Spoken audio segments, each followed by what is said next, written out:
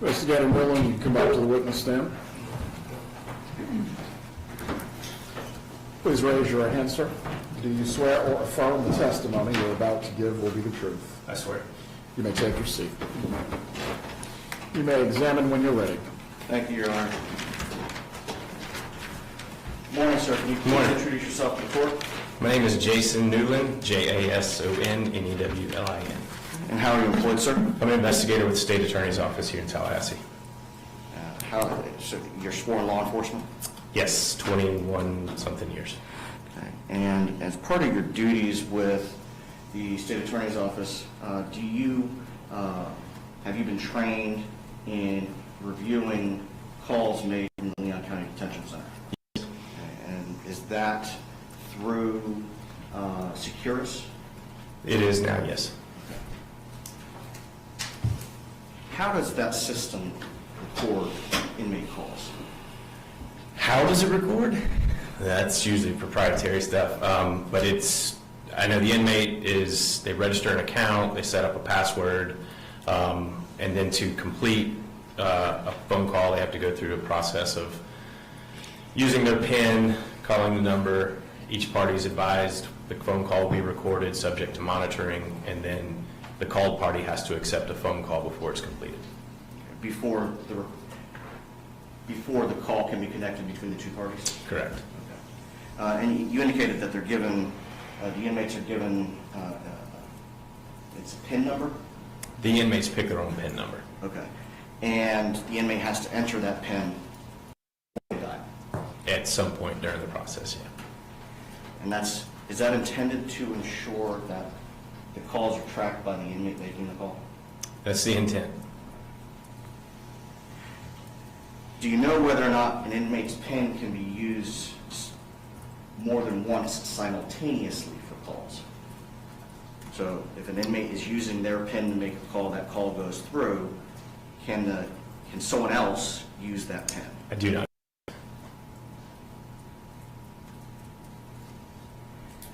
And the Securus system, its digital system is the quality is very clear, correct?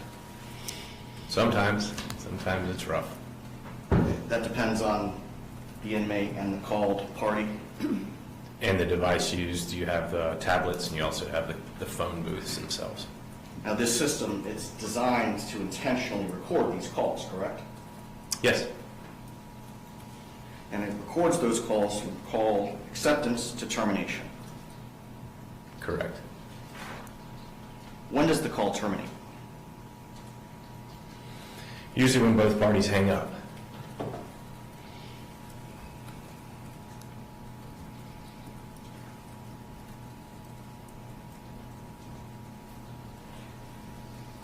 Now, are you familiar with the Securus call platform, SCP? I'm familiar with how we access it. I'm not familiar with the intricacies of Securus, though, no. Right, but you've been trained on accessing that in order to Yes. collect the calls. Yes.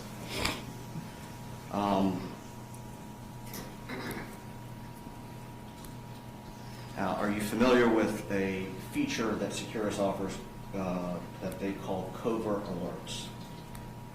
I'm familiar with it.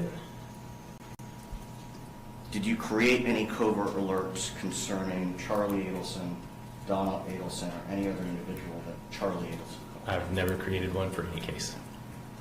Now, subsequent to Charlie Adelson's conviction, did you create a report that's 24 pages in length based on the calls that Mr. Adelson was making from the jail? I did what's I refer to as an extraction of the Securus information for a specific time period, and it produced a report. Aaron, may I approach the witness? You may. I want to approach and show you what's been marked as, for identification as defense 1. Take a look at that. Do you recognize that document? I do. Yes. And full 24 page report. That's an excerpt of that, correct? Correct. aside from it being reduced in size to reflect what is relevant for the proceedings today, is that an accurate reflection of the report that you generated? I believe it is, yes, if this is going to be the same one we've had prior communication about.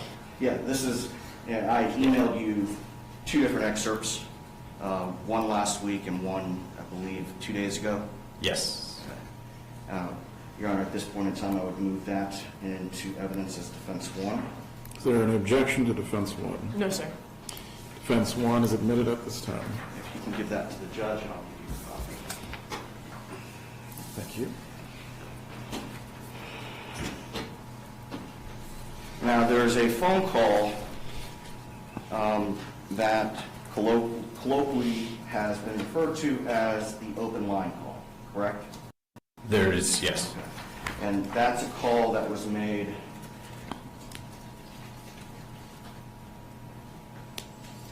July 7th, 2023 at 14:57:01. I believe it's call 562 on that report.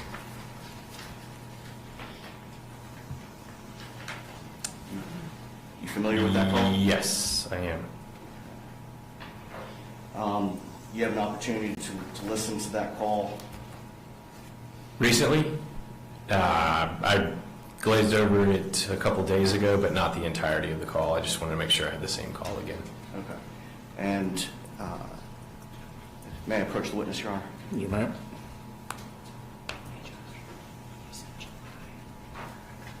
Sorry, Your Honor, let me correct myself.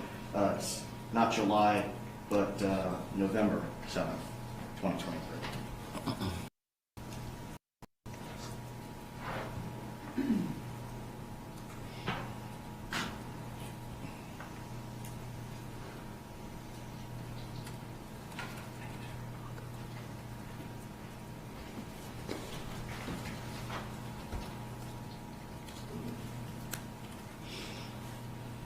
The second file on this flash drive labeled jail call enhancement for assessment. You recognize that to be the jail call at issue? If this, I believe we sent this to Keith McElvain to see if he could enhance the open portion, yes. And then the second call, the one I identified for you on Monday,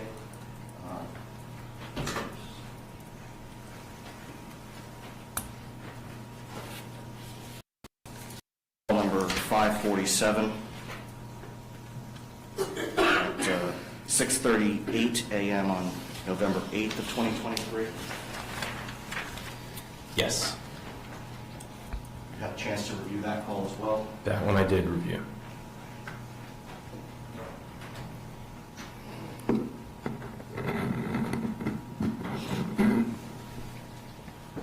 I'd like to start with the open line call, which is call 562. Would you agree, thank you, would you agree that that call, according to this report, Exhibit 1, is 26.12 minutes in length? Yes. I'd like to play, Your Honor, I'd move into evidence call number 562 as defense 2. Any objection? No, sir. I'd like to just play approximately 8 minutes of that call. May I publish? You may.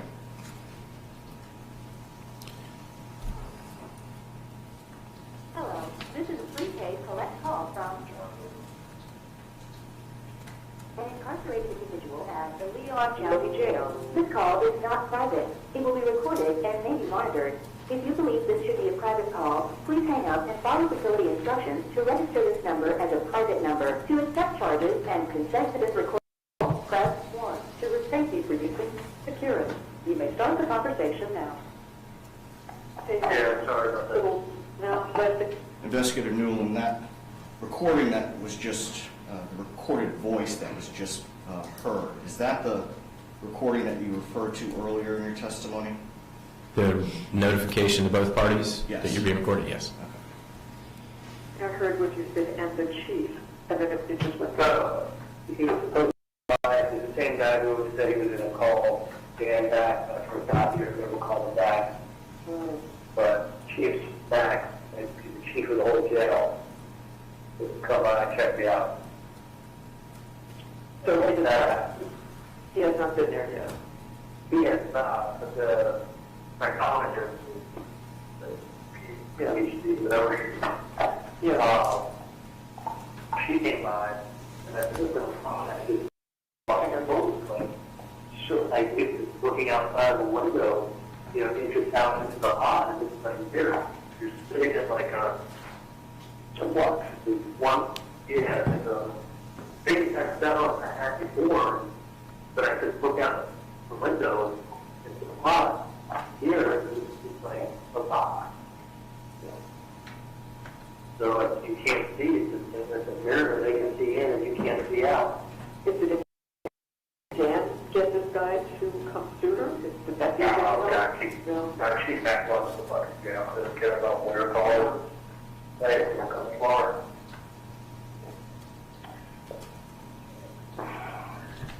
And I'm sure the psychologist that you will find, so it's just a matter of waiting for that and figure the chief. Yeah, they get the record in Florida and then, you know, all the Navy, all. I got 33% off on my phone. In the afternoon. It's okay, it's 15%, so you switch the little battery and take it off, and then I promulgate. It's like, you know, you just isolate them, you see it, yeah, move around, of course, yeah, and that's how, it's like, you're doing the opposite of what I would be at home. Right, in the situation. I know, but all right, it sounds like if it's not today, they'll do it tomorrow, you know, but hopefully today. But then I'm in a rush, you know, you're in a rush, they're in a rush. And I was like, yeah, it's standing up all this happened now, like, take it out and what was around and stuff. I know. So, like, the solitary, I mean, I get why to do it, but this is like, you know, the company, the bed, on like a plastic box. And I rolled up my mattress upstairs and brought it down here, and my bed sitting in a box. And a 3 feet by 6 foot box. For all the center of the room, where I used to walk back and forth, middle of the on, and I just like walk up and then around the bed and then back. And it's the same story with like the shadow of the phone before, not till 6:30, that's all, is that every day? Yeah. Yeah. Yeah. And I'm like, Just checking in. Okay, great, just checking in with me. Okay. I thought it was there. Yeah.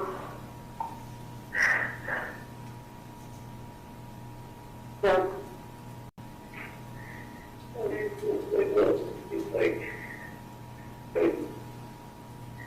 they worked hard.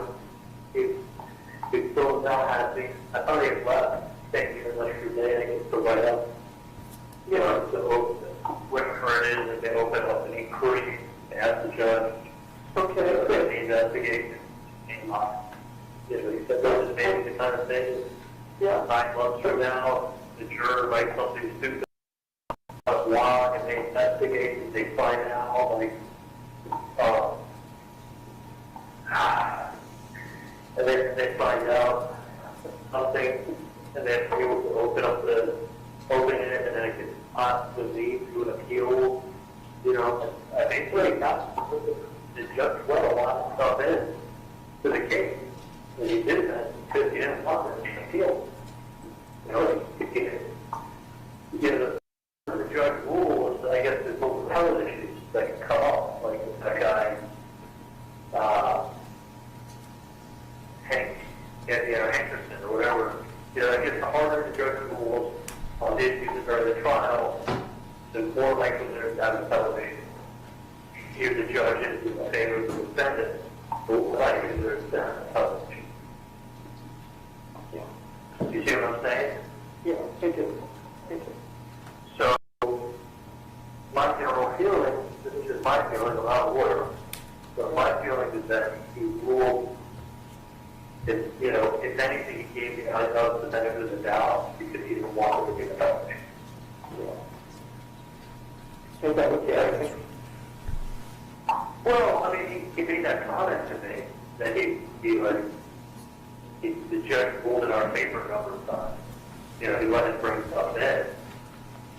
I either said it or I heard it, that he meant it, that there's not going to be, let things say that we're not wrong. I mean, you have to either say that the judge did something, then it needs to be your due process. If you're going to do anything improper, things improper, right? What's your reason for wanting to trial?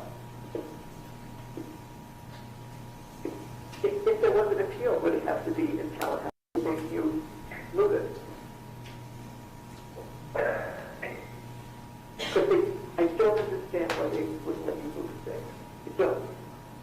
It's blatantly, I mean, look, I have, I didn't say this to you before, I just was wrong, but there's a lot of things that we have to do, and we've got a very tight time frame. So one of them involves taking care of some things for Roman, taking care of some things through Steinberg. Chad's been on the phone all day, and Susan was nice enough when I called her. She said, I'm going to gather everything up and I'm going to drive down. So she and Rick got here about, 10 minutes before you called, so that she could work with us. We've got a couple of hours of stuff to take care of for Roman. So, working on that, and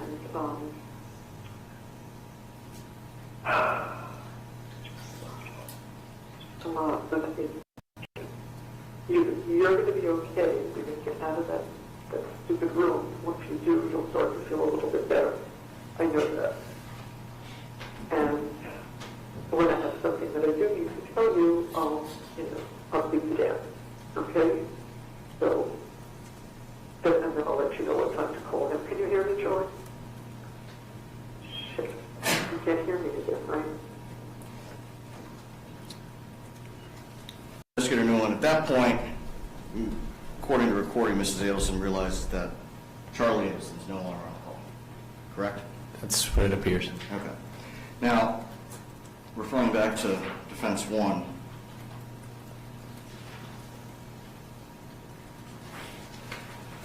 that was call 562.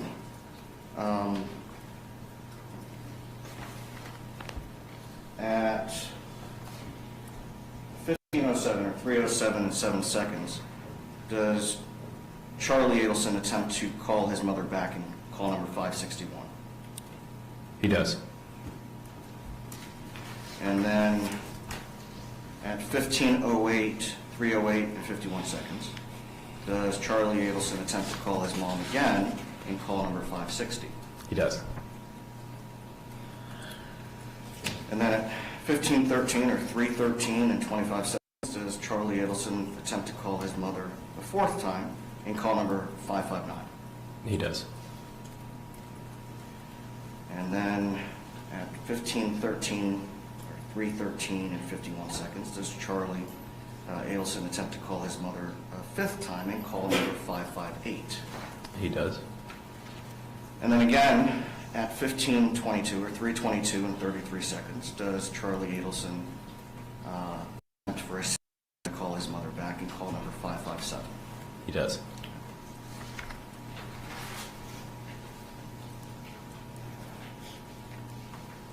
Were calls number 557, 558, 559, 560, or 561 successful? They were not. And why is that? I do not know. Is that because his PIN was already in use? I don't know the answer. But does that indicate to you that Charlie Adelson had been disconnected by 15:07 and 7 seconds, or 3:07 and 7 seconds? Yes.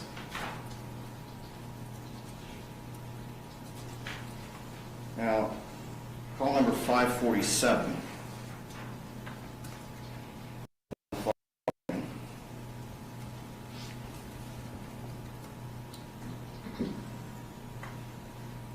according to defense 1, that call was made at 6:38 in the morning. Yes, it is. And you indicated earlier in your testimony that you listened to that call recently. I skimmed through the initial 60-plus minutes to the portion where we had a situation as the call we just listened to. So, Your Honor, I'd like to introduce Defense Exhibit 3 and publish. And I'm only going to publish very briefly. Any objection from the state? Yes, sir. Defense 3 is admitted. Thank you, Your Honor. Hello, this is a Well, prepaid collect call from an incarcerated individual at the Leon County Jail. This call is not private. It will be recorded and may be monitored. If you believe this should be a private call, please hang up and follow facility instructions to register this number as a private number. To accept charges and consent to this recorded call, press 1. To thank you for using. again, in Defense 3, did we just hear that recording saying that it was going to be a recorded call? Yes.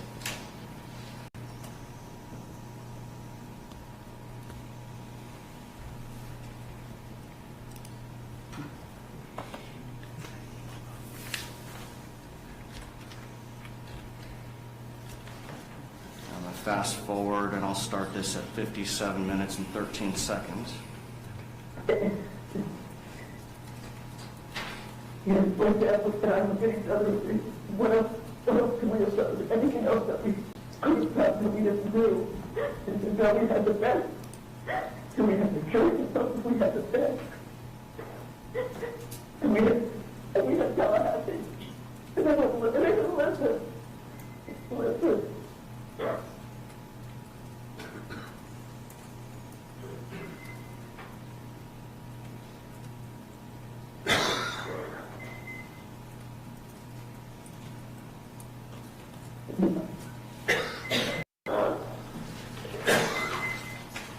Charlie. Can you hear me, Charlie?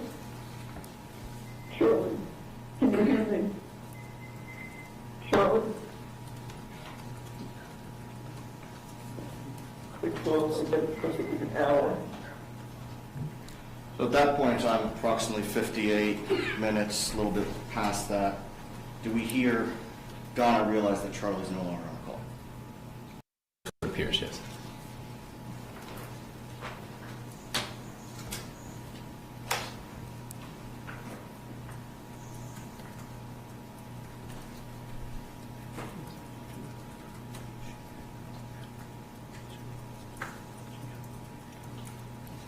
I'll tell you like it. Inhabitants involved, and yes.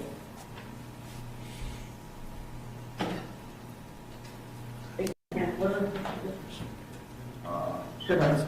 I can't, so I'm supposed to hold bad, but that's right. What we're listening to now, Investigator Newland, is approximately an hour, 2 minutes, and 50 seconds is when that portion of the recording started. At this point, we're at 55 seconds. I don't have a private line. So they need to hear me tell Dad to call Annie, or they're going to hear me tell Ed. You might as well hear me. I mean, what's the option? Who are they cutting him? No? No, not necessarily. I'll talk about this business and possible to be close to roundabout, and it involves. I think I got the wrong timestamp there. Just give me a moment. Or does it go back?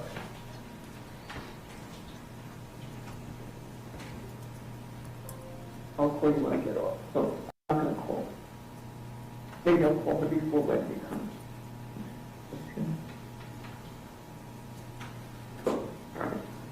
I'll call her, Charlie calls her, I'm going to get off, so, yeah.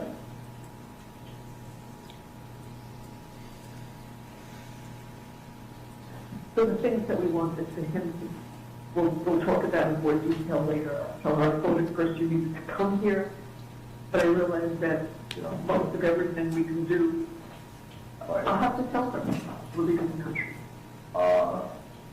It's They're not recording my phone. If they are, They're not recording my phone, that's what you just said on the recording, correct? Followed by something if they are, something. Now, as with the calls on November 7th, after disconnected at about 58 minutes into that call, did he attempt to call back in call number 546 at 7:38 in the morning?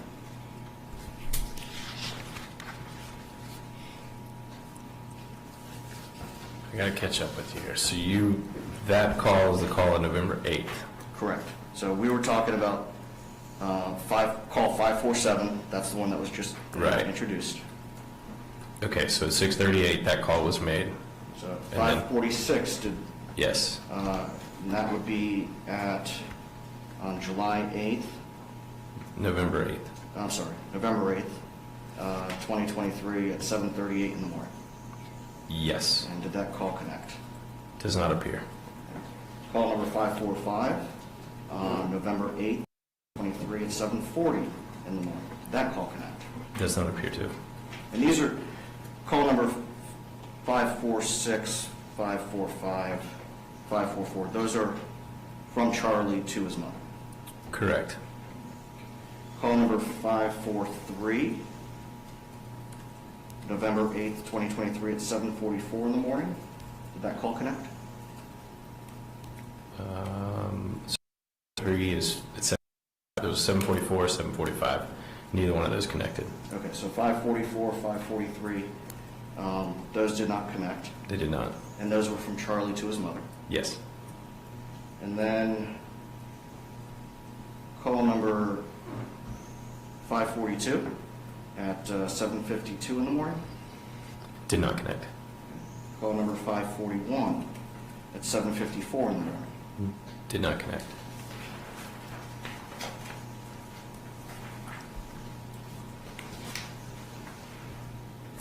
Now I want to take a step back.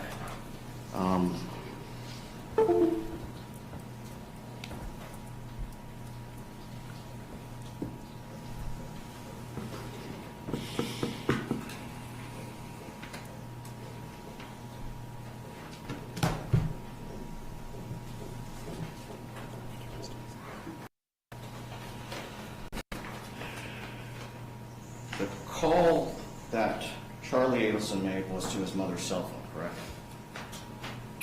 That is...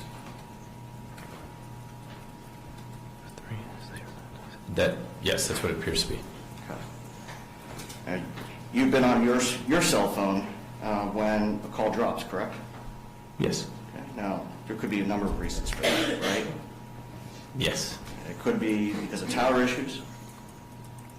Could be because of battery issues. It could be numerous issues, yes. Or it could be that the person on the other end just hangs up. Could be. Those are termination of those calls, correct? For one end of it, at least. And when that happens to you, does the call continue or is it just a stop? A little too technical for me, to be honest. Well, you've been on the phone, realize that somebody's not there, you look at your phone, it says call failed, Yes. okay? Or there's just nothing on your screen? Usually when the call fails, you get a beep beep and it's done. But that's if it fails on your end, correct? Yes. So you've been on the phone, on your cell phone, talking with somebody. You didn't realize that they got disconnected. You're still talking, right? Yes.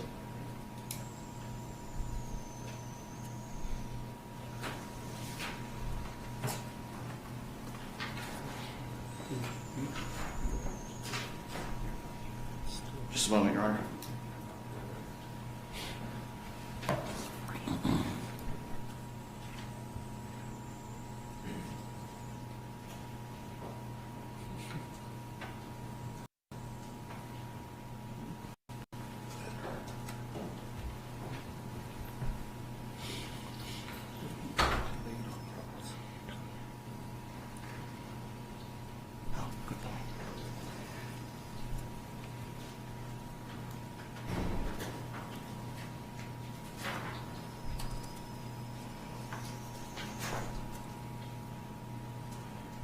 So with calls 561, 560, 559, 558, 557, as well as calls 546, 545, 544, 543, 542, and 541, those don't connect with Donna Adelson because Securus is still recording, correct?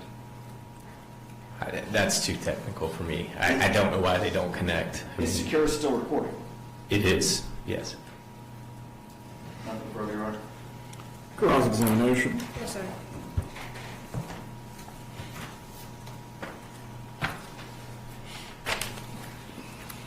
So, when a call is made from Leon County Jail to a person receiving that call, both parties are alerted that that call is being recorded before that the person receiving the call can accept the call and talk to the inmate. Is that right? That's correct.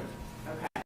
And it also lets the receiver of that call know that they need to hang up in order to not be recorded, right? Correct. Are there hundreds of calls between Charlie Adelson and Donna Adelson while Charlie Adelson was in custody at Leon County Jail?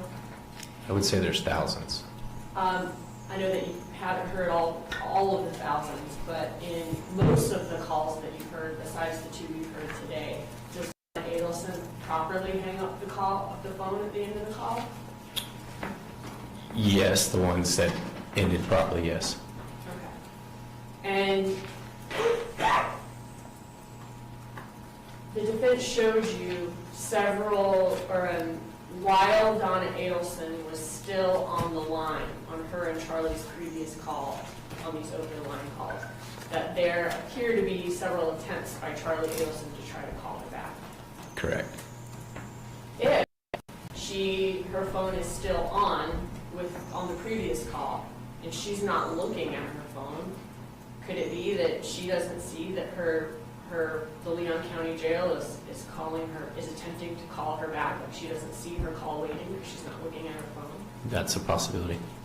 And in one of the recordings the defense plays, she says she seems to be not sure that they're recording her. She says, they're not recording my phone. If they are, and then it was cut off. No, there's more to that conversation.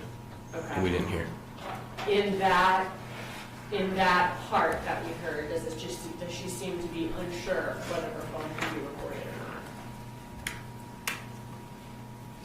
When she says, they're not recording on my phone, if they are. Yeah, I'm not following the question here. Okay. I would object to calls for speculation. I'll allow Ms. Dugan to clarify her question before an objection or answer is given. Let me just ask then, the portion that you were played by defense counsel, in that portion, did Donna Adelson say, they're not recording my phone, if they are? Yes. Okay. On the open line call, that the first one that the defense moved in, that where Donna Adelson talks about fleeing to a non-extraditable country, and other information in this case from November 7th. If Donna Adelson had properly hung up, would the recording have stopped? Yes. And we would not be able to then hear the conversation that occurred in her home? No. Did law enforcement, or did law enforcement do anything to keep her from hanging up? No. And when I say law enforcement, I mean the state. No.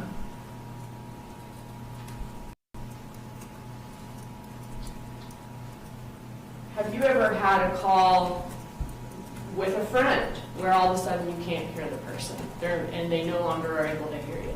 Yes. And the call has still been pending there on your phone, it wasn't call failed? Yes. Would you then need to hang up the phone to ensure that the person on the other end wasn't just hearing your conversations as you went about your day? Yes. Thank you. Before we move into redirect, Mr. Zellman, I do have a question. I'll allow both parties to follow up. Investigator Newland, based on the records that you have in front of you, are there any instances or do you have any knowledge of there being disconnected calls prior to November 7th of 2023? Not at this moment. I would have to go back and look. Both parties may follow up as the court's question if you desire to do so. No follow-up. Briefly. And so, as you sit here today, you're not aware of any other similar situations happening in the thousands of calls? I'm not in the ones that I've listened to now.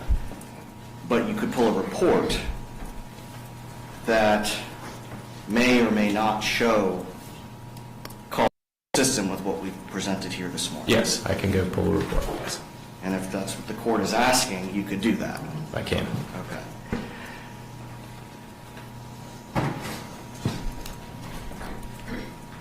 Now, when an individual such as Charlie, an inmate, makes that call, makes a call, he's using his PIN as we established earlier, correct? Yes, he's using his PIN when he makes a call, yes. Now, I'm going to show you, are you familiar with the Next Gen Secure Communications Platform? Next Gen Secure, I So guess when- not.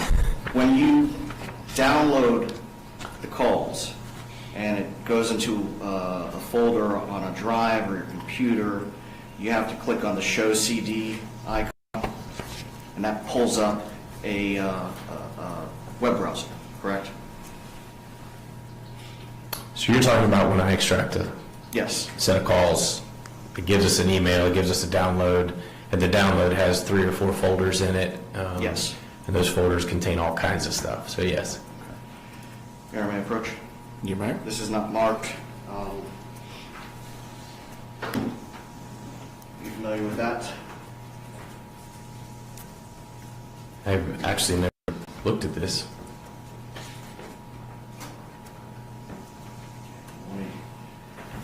Now, earlier we talked about call numbers 547, 546, 544, et cetera, et cetera. I'm going to show you call number 562 on this document.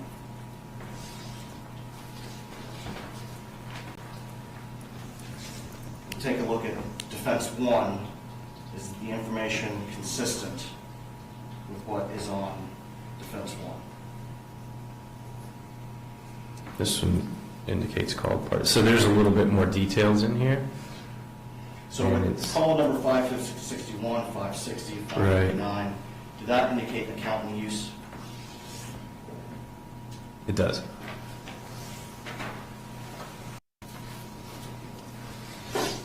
Now, during the portion of Defense Exhibit 2 that we listened to, prior to Mrs. Adelson realizing that Charlie is no longer on the call, is there any discussion about the phrase non-extraditable country? In the 11-7 or the 11-8 call? 11-7. Oh, I'd have to go back and listen to it again. I know it was talking about getting out of the country and stuff like that, but I'd have to go listen to it again. At any point in any of those calls, and this is probably more relevant for the bond, does Mrs. Adelson indicate she's not returning? Does she say she's not coming back? No, but the 11-8 call, she did say that she's going to have to tell Wendi we are leaving the country. There was no indication of coming back from that. Just a moment.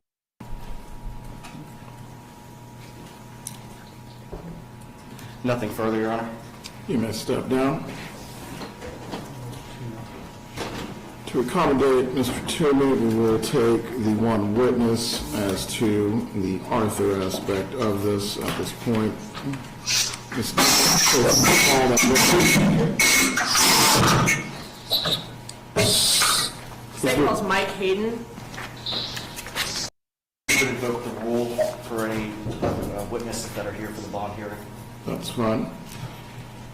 Please step outside and do not discuss your testimony with any other party if you are here for the bond portion of the hearings today. Please raise your right hand. Do you swear or affirm the testimony you're about to give will be the truth? You may take your seat. Please speak loudly and clearly, Mr. Hayden. You may examine Ms. Dugan when you're ready. State your name and spell it for the record, please. Yes, Mike Hayden, M-I-K-E-H-A-Y-D-E-N. And where do you work? I work for Yes Care at the Leon County Detention Facility. Can you say that one more time? Oh, at the Leon County Detention Facility. Okay, and what do you do there? I'm the Health Service Administrator How long have you been health service administrator there? since January of '24. Can you tell me a little bit about your education, your training, and experience for your position? So I'm a registered nurse. Corrections. I've had 5 years of experience in healthcare administration. So starting progressively from director of nursing up to health administrator. I'm currently a travel health service administrator for the company. Okay. What type of medical treatment can be provided at Leon County Jail? So we are basic life-saving, so we are limited to advanced life-saving, but anywhere from wound care, chronic care medications to emergency management. Are there people in, Sorry, I'm having a hard time hearing. I apologize. Mr. Chairman, I'm just going to mute you for now. If you need to get involved in some way or make an objection of some sort, at that point, you may unmute. Please continue, Ms. Dugan. are there people with very serious medical conditions in Leon County Jail or who have been in Leon County Jail, even as serious as cancer? Okay. And the medical staff, does Leon County Jail have there on site? So we have dental assistants, we have dentists, LPNs, CNAs, RNs, we have mental health professionals, psychiatrists, mid-level, so a nurse practitioner and a doctor, medical doctor.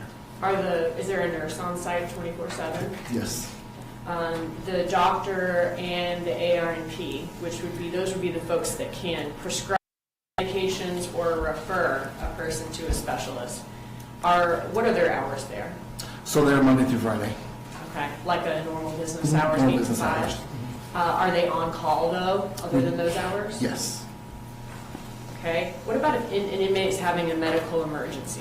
They're unconscious, heart attack, stroke, uncontrolled bleeding. What happens then? So we refer to the outside emergency room. So we're basic life-saving. So CPR, we can do CPR and things like that until EMS can arrive and take to stabilize. Okay, but anyone can say this person needs to go to the hospital, Yes. not even if a doctor isn't there on site? Correct. Okay.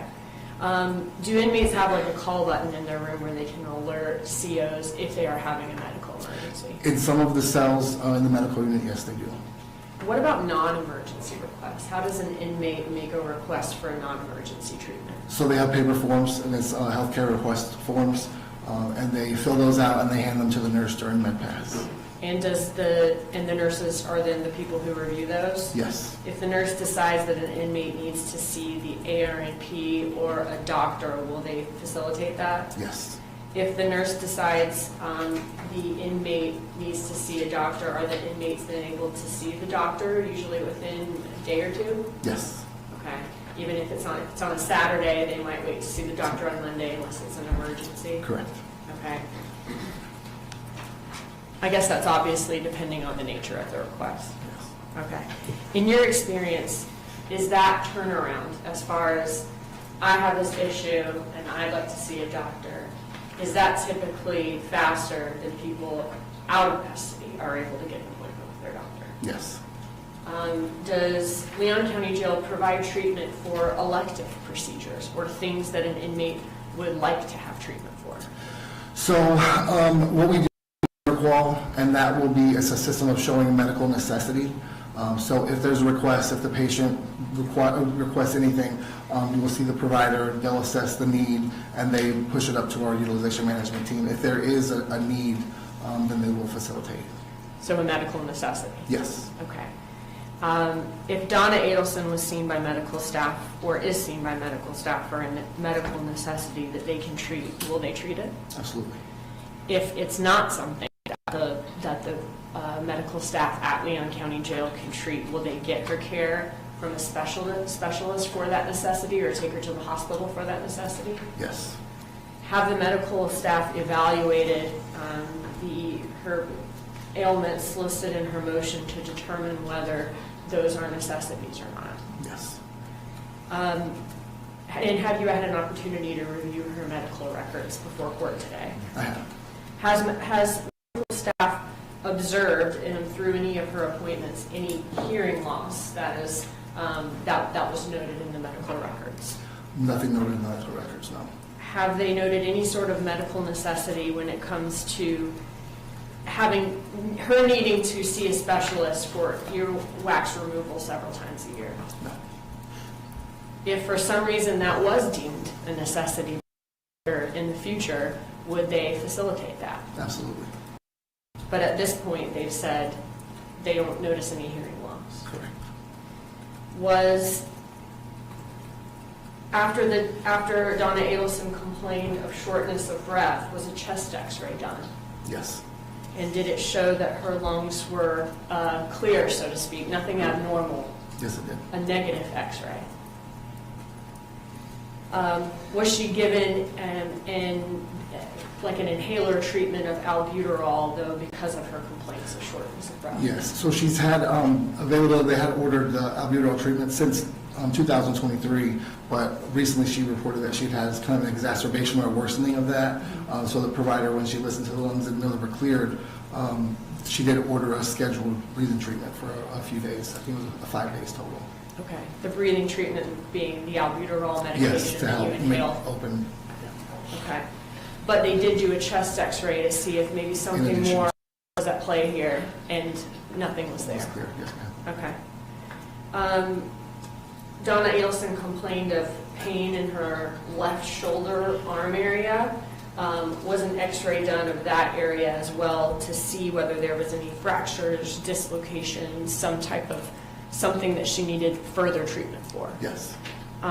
And was there any fracture or dislocation seen on the X-ray? Was that a no? No. Did medical staff give her some range of motion exercises she could do to possibly help with her pain in her shoulder? Based on notes, I think the limited range of motion was the provider's assessment of it, so there was noted that she had limited range of motion, and that's what indicated the need for the X-ray, just to see where we were at. Okay. So they did notice the limited range of motion. They did the X-ray, and the X-ray was negative. Yes. Okay. And did Donna Adelson report mild pain to the provider on February 3rd, 2025, regarding her left upper extremity with the limited range of motion? Yes.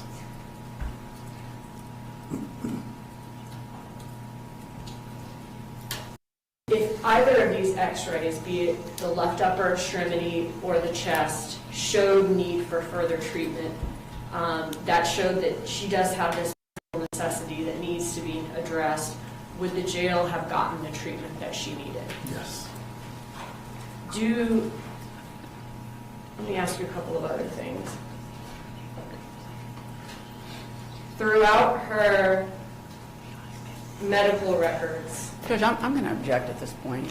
What is the basis? The basis of the objection is we were provided late last week, with a stack of medical records that are from the jail facility regarding Mrs. Adelson. We inquired as to what the lawful process was used in order to obtain those medical records, and we never got a response from the state. And before this hearing started this morning, I asked if they were going to introduce the medical records, and they're not. But it's clear that they've had discussions with this witness about Mrs. Adelson's medical records.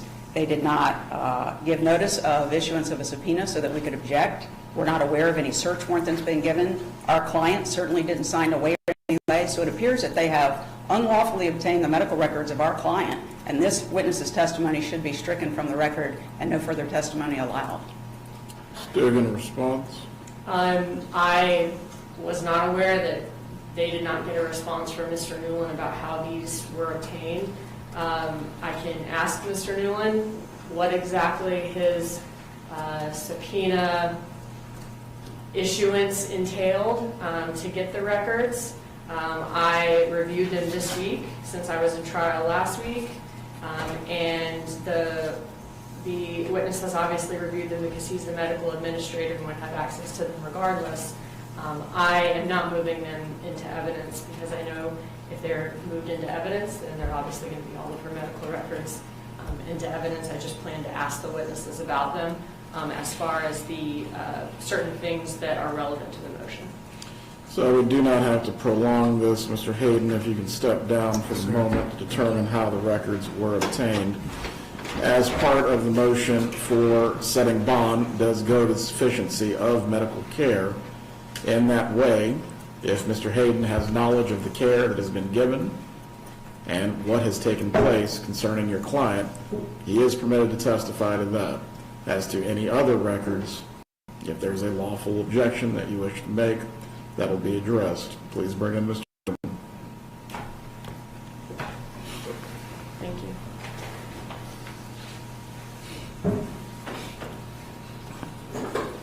Could I have a couple of questions I could ask Mr. Hayden while he's on his way down that don't pertain to the medical records? That's fine. Okay. Please take the stand again, Mr. Hayden. Just because I know we're on a time crunch with the witness on Zoom.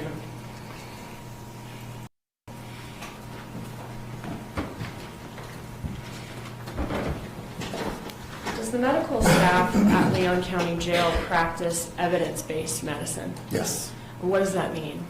So for medicine, evidence-based is all the peer review, so past studies. It's what every medical professional should be using in the community. It's just based on prior trial and error resources, studies, research.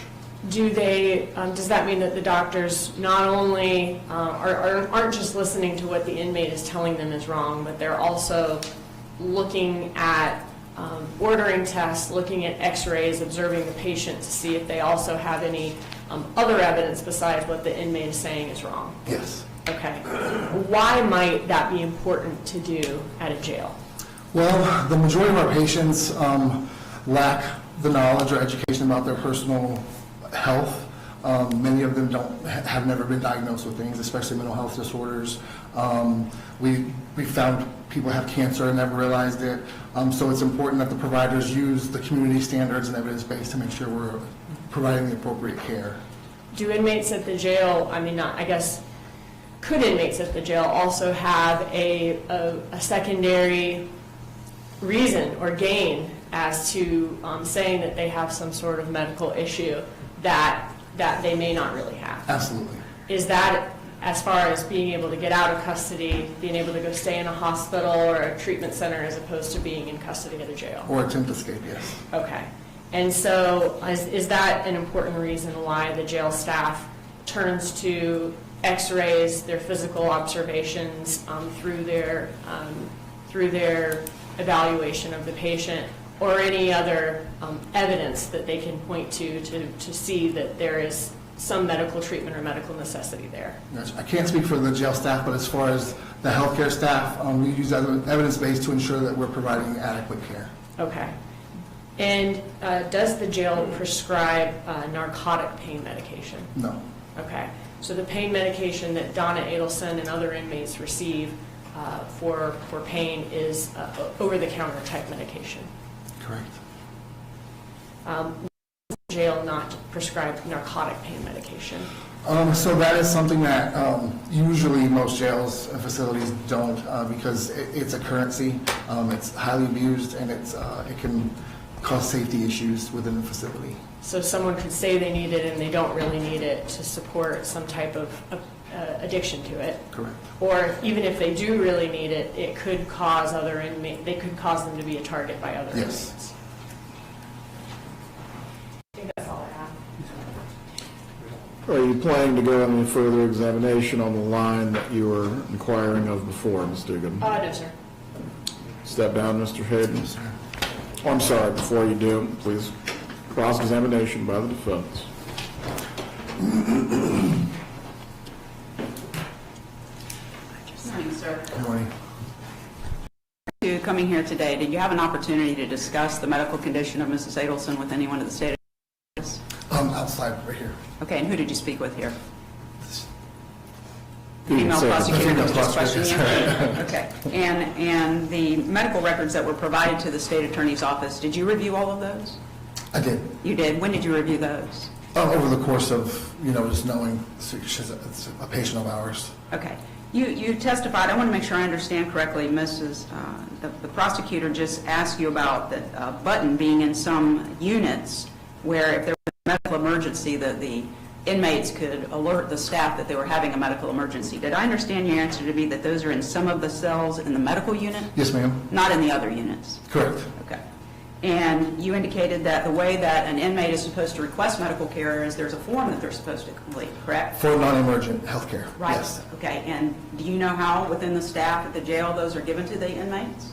Yes, they're provided by custody staff, and the nurses also carry them. Okay. Are you aware from the records that you reviewed that Mrs. Adelson actually requested most recently on February the 1st when she was cut on the metal of a washing machine in the unit that she actually requested the nurse who was present inside the pod in the annex where she was, she requested a form so she could make a request for a Band-Aid, and they said they didn't have any? Are you aware of that? I'm not aware of that, but I do see that she placed a sick call request and she was seen. Ms. Fulford, before you continue, I believe you just objected to the state in any way referencing the records that you appear to be cross-examining on now. I thought you were asking me to do my cross, Judge. I am asking you to do your cross. However, if you are going to examine the witness concerning the records you're objecting to the state using, the state, that will be available to the state, all Well, topics that are raised. Then I don't want to cross until we find out how they got the records, because my cross is all about that. Please bring in Investigator Newell. Mr. Hayden, you may step down.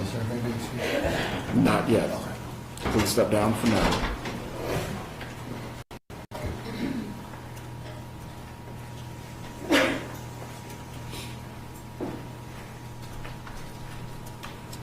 Investigator, you remain under oath. Ms. Dugan, you may inquire as to how the records of the defendant were obtained as to her medical records. How were the medical records of the defendant obtained? By subpoena. Let me go up to the microphone. Who did you subpoena? Yes Care. Is that a company who maintains the medical records for the jail? I believe it's the medical oversight for the Leon County Detention Facility. And what, do you remember the day that occurred?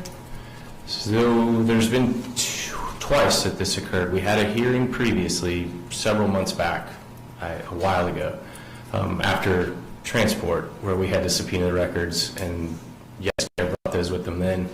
And then last week, I got asked to draft another subpoena for records for this hearing, and that was the extent. Was that by Ms. Kappelman or Mr. Yes. Toomey? My understanding is Mr. Toomey advised Ms. Kappelman to have a subpoena drafted. Okay, so she's asking him questions, and he says, I need a subpoena, and so then you did the subpoena? Correct. Okay. And then was the subpoena sent to Mr. Toomey?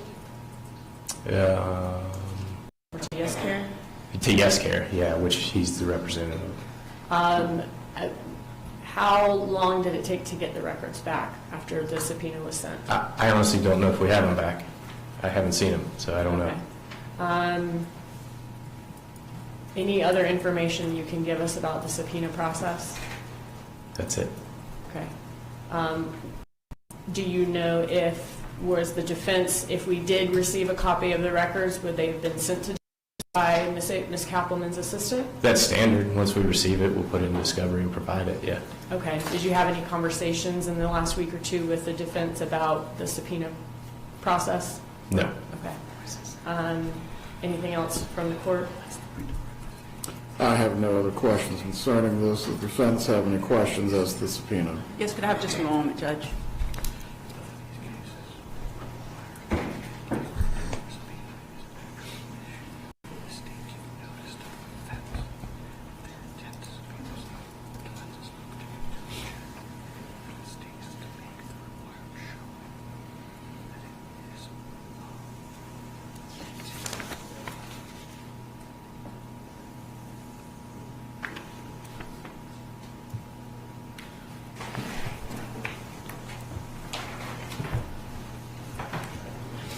Prior to obtaining the subpoena, did you give any notice to the defense attorneys on behalf of Ms. Adelson that you were going to seek her medical records? No.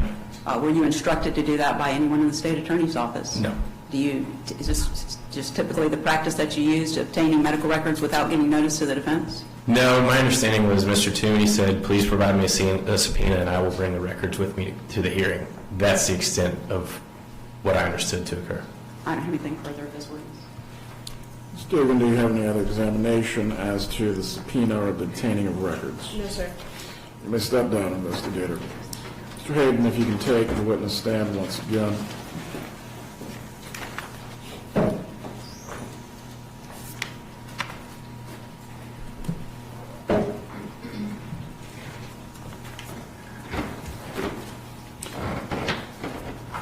Concerning the examination of Mr. Hayden, I will rule the following. Any knowledge that he has based on his independent review of the records as a member of the jail staff providing medical care to the inmates, if he has knowledge of the defendant's records, he certainly may testify on that basis. If the defense is continuing to object to any use of the records by the state today, that will be handled as a separate matter. However, as well, if there is going to be cross-examination as to the specifically objected to records, that is going to open the door on any redirect topics raised. You may continue your cross-examination at this point. Thank you, Judge.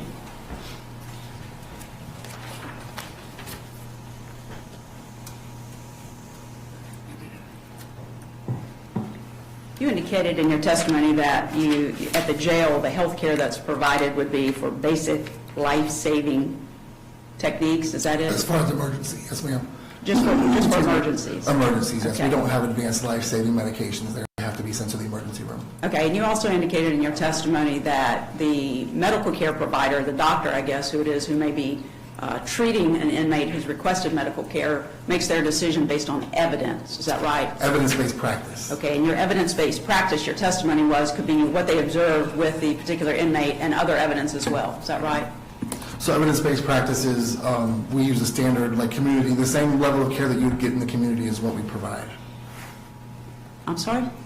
We use community-based practice, so the evidence is based on evidence-based practice. And the evidence that you would have is whatever the inmate is providing to you, correct? Well, so basically what it is if someone has heart failure, there's a system that we use to make sure that that patient is being cared for appropriately based on the indications, what the illness does to the body, things like that. So it's a standard way of practicing medicine. And based on that practice, then, the standard way of practicing medicine, if someone tells you they're experiencing shortness of breath, you said an x-ray was done because she made that complaint, correct? She was assessed, and then the provider also added the x-ray to that, yes. Okay, and that's something that should be done as part of the normal, right? If someone says, I've got shortness of breath, you should get them for an x-ray. That's part of what should take place, Yes, correct? Okay.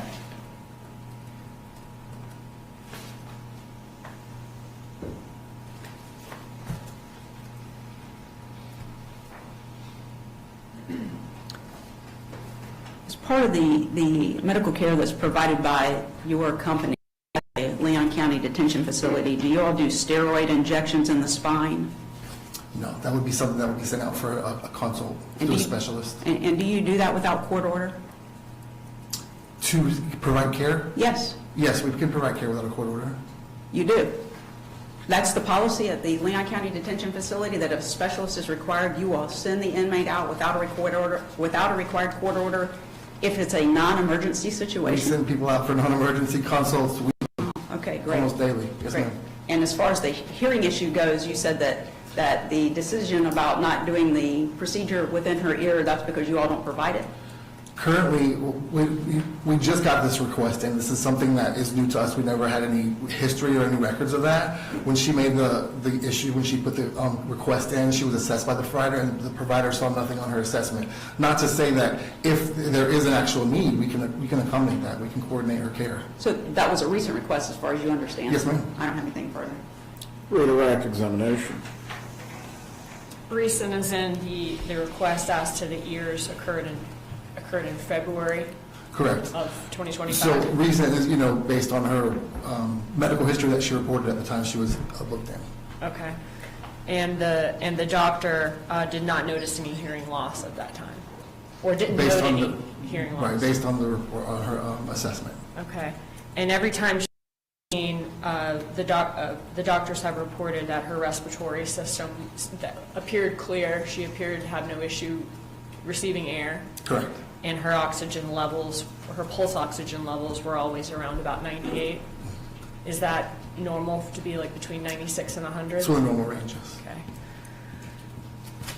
For the cut that she received on Saturday, February 1st, she ended up receiving Neosporin and a Band-Aid for her cut. Yes, and then they followed up, I believe it was a week after, about 7 days after the initial assessment, the skin protocol was initiated, and they found that there was no signs and symptoms of infection, and at that time she was educated to report any signs or any worsening of the condition.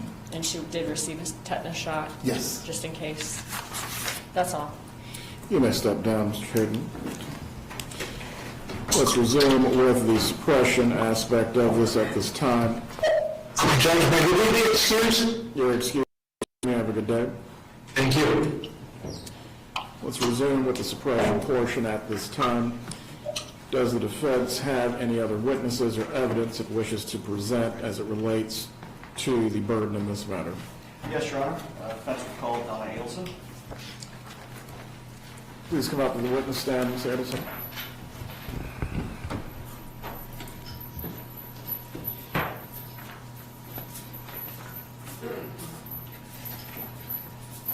Witness stand. Yeah.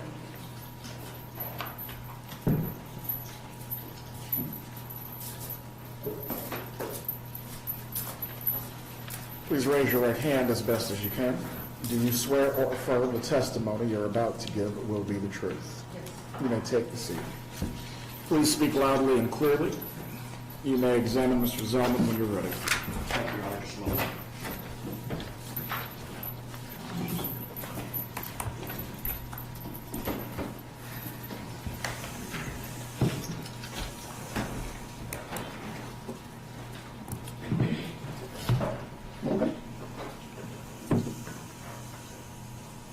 Good morning.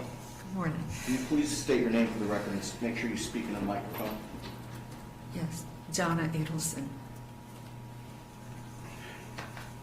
Now, I want to direct your attention, we heard the call earlier. The call on November 7th of 2023 at about 3 o'clock in the afternoon, and for the record, that was call number 561. Do you remember where you were? Yes, I was in my apartment, in my living room. Do you remember who was present when you got the call? Yes, my husband, Harvey, and friends of mine, my attorney, Susan Brotman, and her husband, Richard Chagrin. You said your attorney. What kind of law does Ms. Brotman practice? Or did she? She does estate planning. Was Ms. Brotman present at your apartment for the purposes of providing you with legal counsel? Yes, she was. And do you remember receiving the call from Charlie? Yes, of course. And where was Charlie at the time?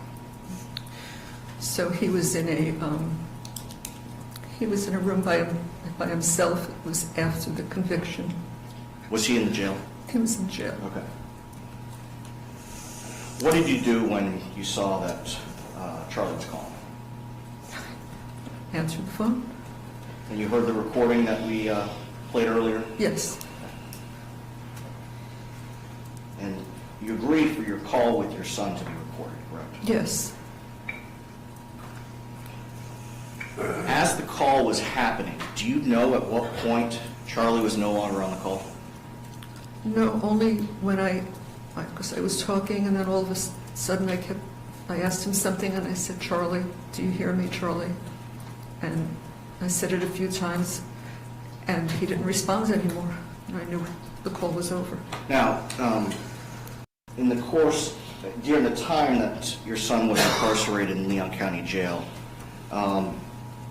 did that happen more than, was that a frequent occurrence? Yeah, it happens. It happens a lot, unfortunately. Okay. And would there be times when you didn't realize at first that he was no longer on the call?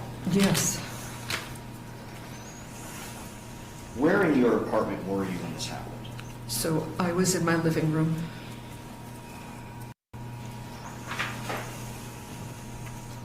And you heard your voice on that first call number 562, when you repeated, Charlie, Charlie, are you there? Right, Did you believe the call had ended? yes. And what would, in times prior to this, what would happen after that? What would you do when that would happen? If he didn't respond anymore, that was it, the call was over. What would you do with your phone? I'd hang up. Now,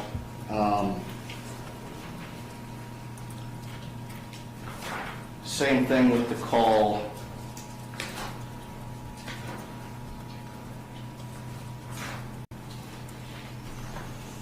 on November 8th of 2023, the one at 6:30 in the morning. Do you know at what point your son was no longer on the phone? I don't. I don't remember the... In either one of those situations, or in both of those situations, did you believe the call was over? Yeah, the call was over, he was gone. And you went about your business? Yes. Now, with respect to the November 7th, 2023 phone call when your attorney, your husband, and your husband were present at your apartment, did you agree for your attorney-client conversation to be recorded? No, Did you agree for your conversation with your husband to be recorded? no, of course not. Now, the following day, did you agree for your subsequent conversation with your husband to be recorded? No.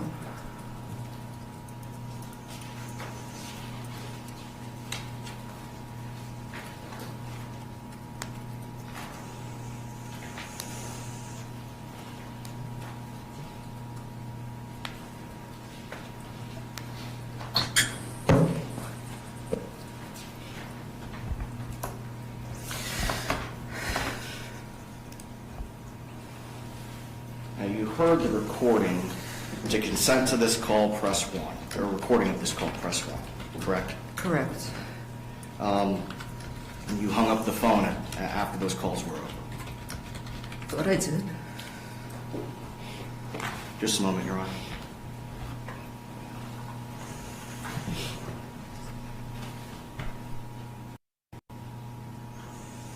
Nothing further at this time, Your Honor?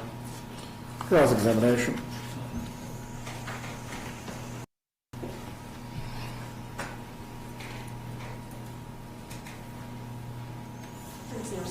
Good morning. So there in the room with you during this call was, you said your, one of your attorneys, Susan Brotman, your husband, and then also Susan Brotman's husband. Yes, that's correct. Okay. And he was not your attorney? He was not. Your attorney? No, he's not an attorney. Okay. You were informed at the beginning of that call, this is the one on November 7th that recorded you while they were all in the room. You were informed that you were being recorded if you accepted that call? Yes. Okay. And that if you do not want to be on that recorded call, that you needed to hang up the call. Is that right? Are you saying, does the recording say... Right. If you do not want to accept that recorded call, you should hang up. If you do not... Yeah, no, I accepted the recorded call. Okay. And you typically do hang up your calls, you said, after I mean, I think I did. your calls with yeah. Charlie Adelson when he was in custody. All right, but this particular call that day, evidently, you did not properly hang up, right? Evidently. Okay. And have you ever forgotten to press the button on a call before? I mean, it may have happened. I don't know. Sure. Has your phone pocket dialed people don't know. before? Has it what? Pocket dialed people before? When you've been out of custody. Pocket dialed? Right. I don't know what you mean. Like if your phone is in your pocket or in your purse and it accidentally calls someone you didn't mean it to? I mean, it could have happened, sure. Okay. And you also could have not pressed the button on your cell phone to end a call before, right? It's possible. Okay. It's not quite as big of a deal as it used to be when you would actually have to hang up the phone. Right. Right. Okay. That's all. Thank you. Redirect examination. Briefly, Your Honor. The consent that you gave for the call to be recorded, when did that end? It ended when Charlie hung up, or when whatever stopped the call. I mean, I don't know how it stopped, but it stopped. When the call was over with Charlie, it was over. Nothing further. You may step down.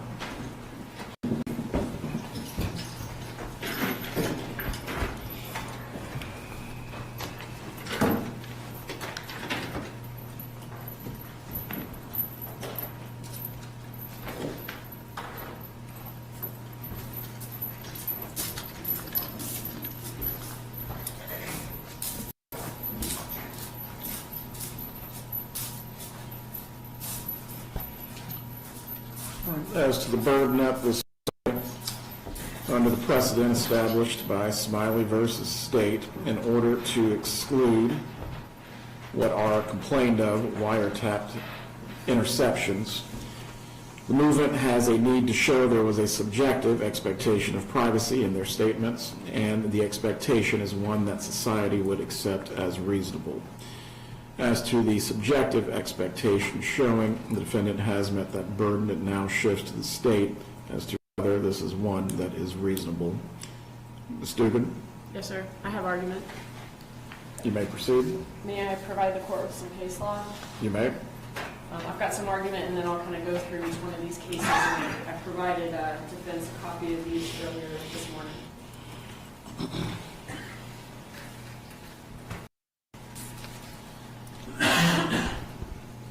So in defendant's motion, they first argued that this was, a warrantless search.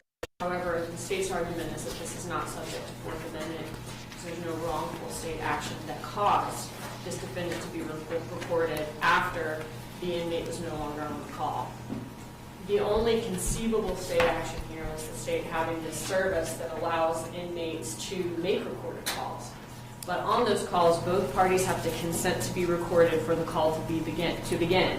And if they do not want to be recorded or need to hang up, the state didn't intend to record this defendant's conversation in her home with her husband and friends.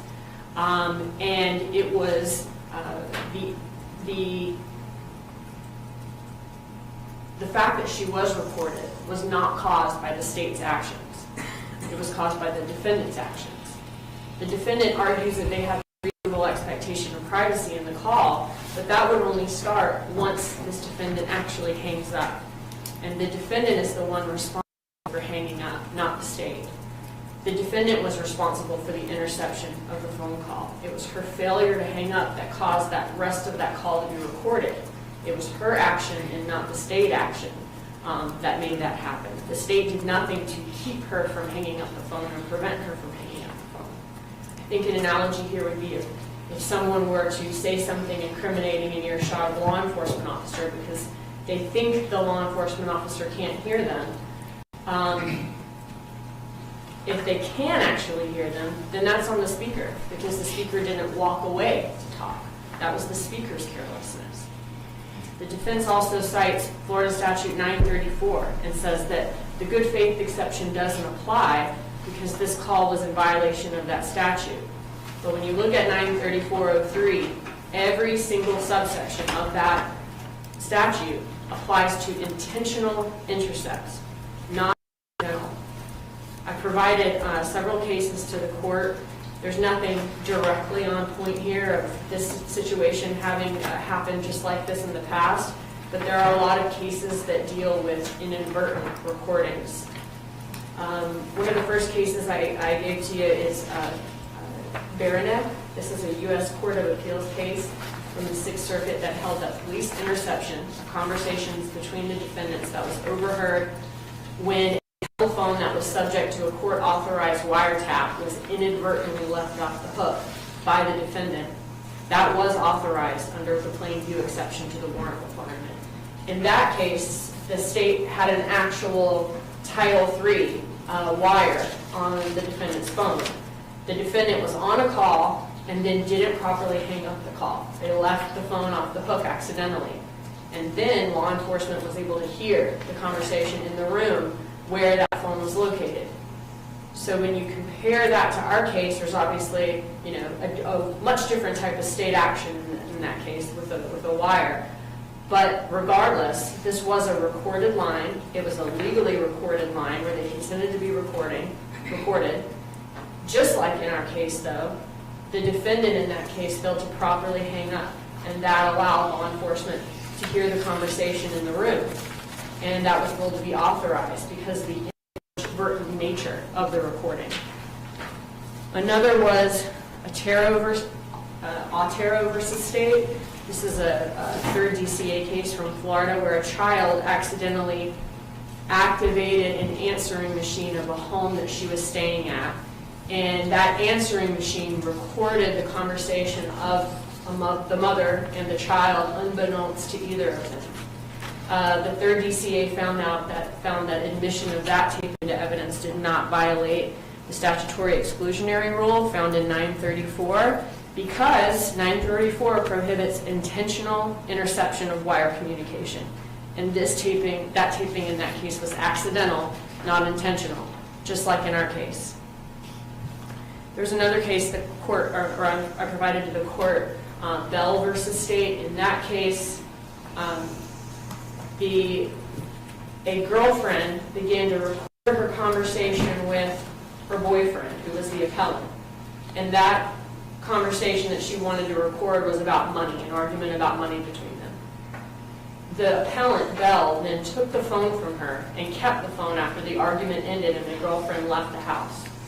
The girlfriend's young daughter was still at the house, and after the girlfriend left, the defendant was intoxicated and forgot to turn off the audio recording. There was then a recording, as the recording kept going, it recorded him molesting the girlfriend's young daughter after the girlfriend left the house. The girlfriend then discovered the audio recording next day and handed it over to the police.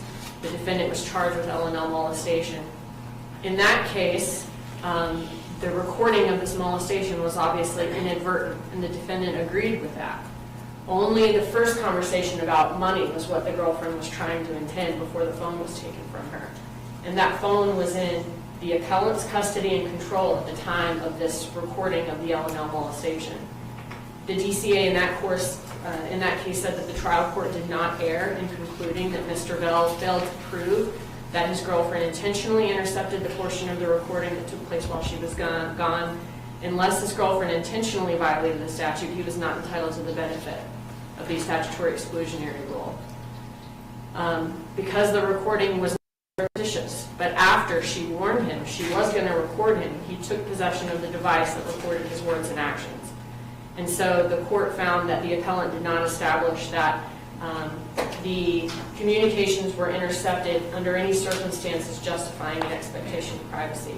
I have one more case that concerns the reasonable expectation of privacy. This is the Huff case that I provided to the court, which is a federal case where the plaintiff, a federal civil case, where the plaintiff inadvertently pocket dialed the defendant, which is something that has happened to us all.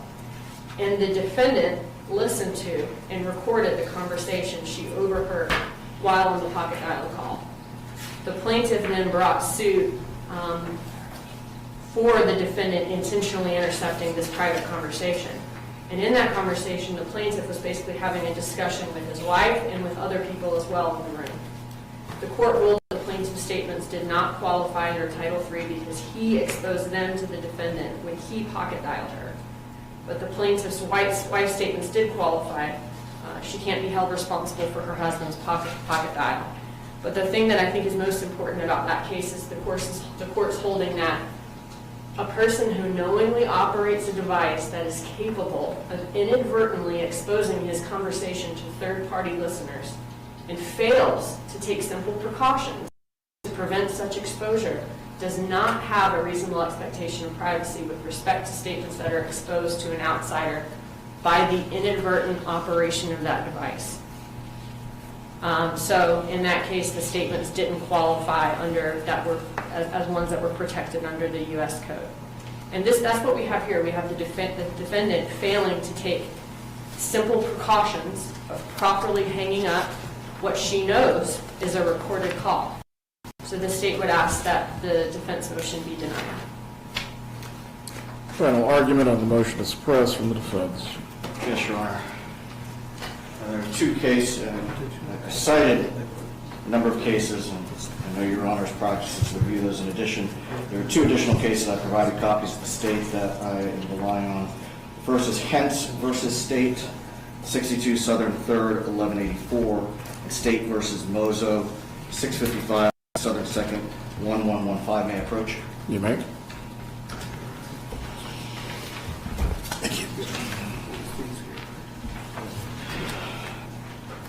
So, Your Honor, I want to start with a very general proposition that's important for us to remember.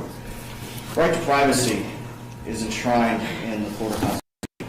Article 1, Section 23 provides that the right of the people to be secure in their persons, houses, papers, and effects against unreasonable searches and seizures and against the unreasonable interception of private communications by any means shall not be violated. Article 1, Section 23, the Florida Constitution also provides that every natural person has the right to be let alone and free of governmental intrusion into the person's private life. Fourth Amendment includes similar protections. 934.02 defines an oral communication as any oral communication uttered by a person exhibiting an expectation that such communication is not subject to interception under circumstances justifying such expectation. The courts have held in Florida, as cited in my motion, for an oral conversation to be protected, the speaker must have an objective expectation of privacy, along with a societal recognition that the expectation is reasonable. Your Honor, State versus Mozo, almost 20 years ago, courts have held that conversations, oral communications taking place in one's home are protected by Chapter 934. I don't think this point is reasonably in dispute, but go ahead. Now, the question, obviously, is the objective portion of this test. And Hentz versus State, 4th DCA, and Hentz is a situation, Your Honor, where an individual was in an interview room at the police department. He placed a call to essentially a co-conspirator, co-defendant, and the recording equipment was powerful enough in that interview room to pick up the other end of the call that is made to Hentz. Based on what law enforcement heard from the individual's call, the individual who is calling Mr. Hentz, they obtained a search warrant for his cell phone.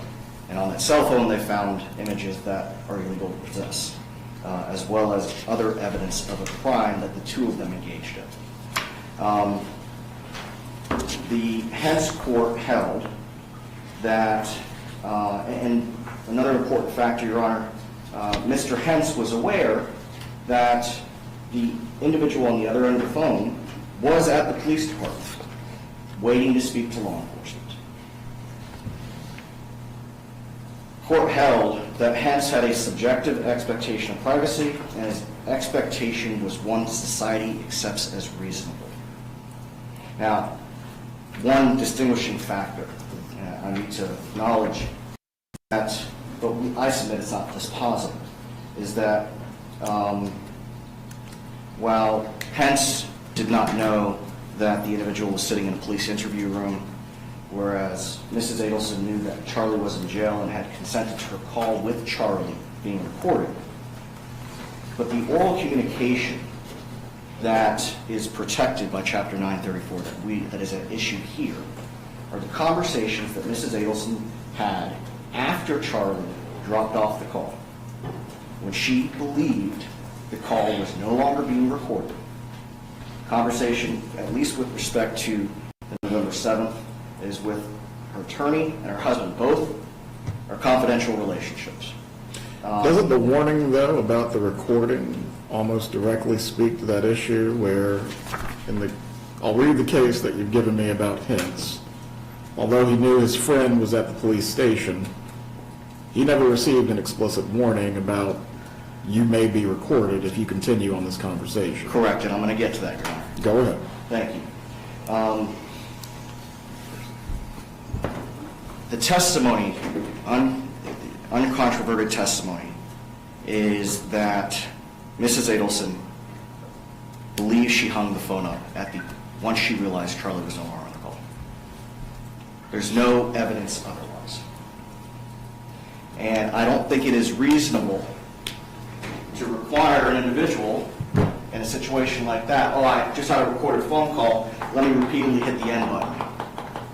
You hit it once, that should be enough. She believed that she ended the phone call. Now, hence also address something else that I think is important. Chapter 934.03 is a general intent statute. It does not require that the state intentionally recorded after one party of this jail call drops off. It's not required. Was the system designed to intentionally record? The answer has to be yes. Investigator Newland testified, yes, intentionally designed to record. Now, the state anticipated that they would argue accident or inadvertence. This is not an accident. An accident is something that doesn't happen frequently. Mrs. Adelson testified that this happened. The call, Charlie dropping off the call, would happen frequently. And as Investigator Newland acknowledged, Defense Exhibit 3 and Defense Exhibit 1 established this was not an isolated issue. This happened. The system is intentionally designed to continue recording. Under Chapter 934, I submit that when either side of the call is no longer on the call, that the system has to stop recording, and any additional recording is a violation. And that's what we have here. This is not an accident. This is not inadvertent. Securus Technologies' system is designed to continue to record after either one of those parties drops off the call. Investigator Newland said that it terminates when both parties hang up. Well, I submit, Your Honor, that that's not what happens. It continues to record, and it is not reasonable, and society is not expecting that somebody sit there with their phone and continue to hit the end button to make sure that the call stops on their end. I think that's unreasonable. But do you have to continue to hit the end button, or you hit it once, it's disconnected? Testimony is that she believes she did. Go ahead. So, because this is not a specific intent statute, is the system designed to intend to record? Yes. And there's no evidence that this was accidental or inadvertent. This is not a pocket dial, as the state argued. We know that Charlie intentionally called his mom. We know that the system intentionally recorded the call.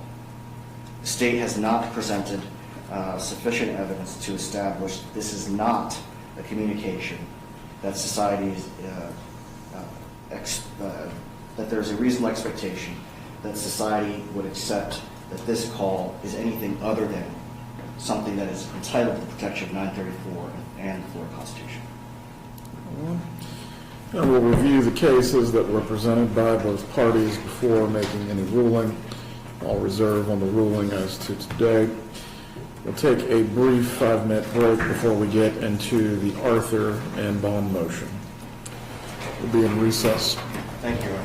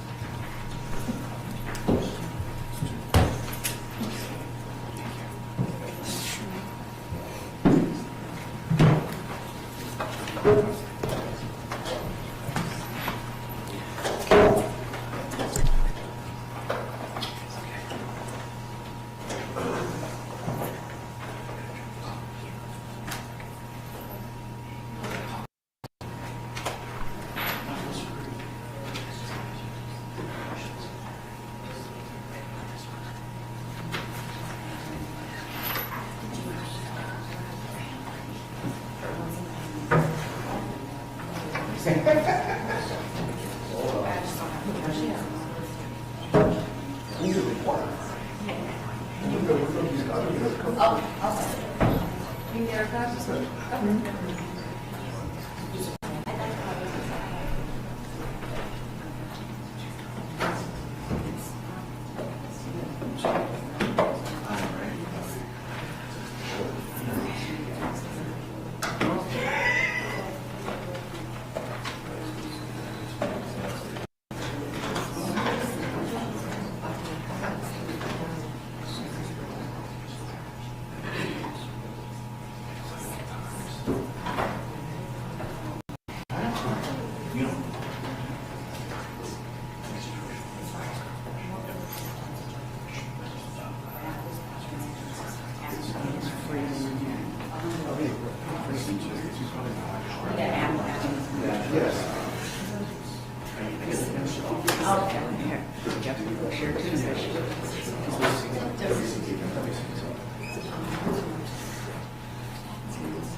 Thank you so much.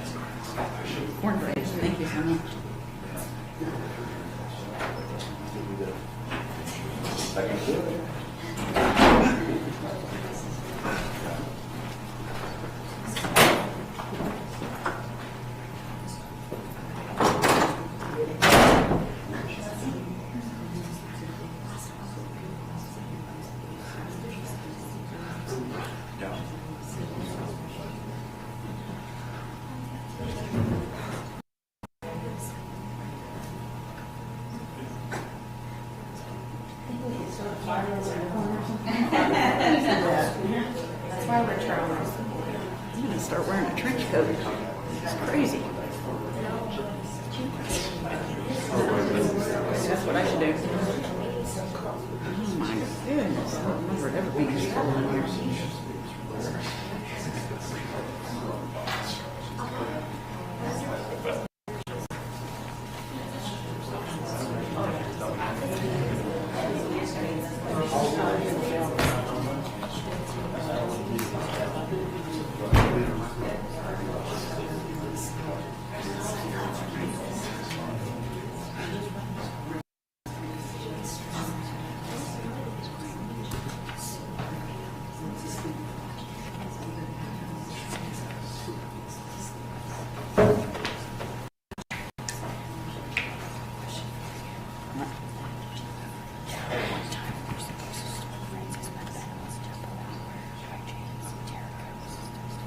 I don't have it on me.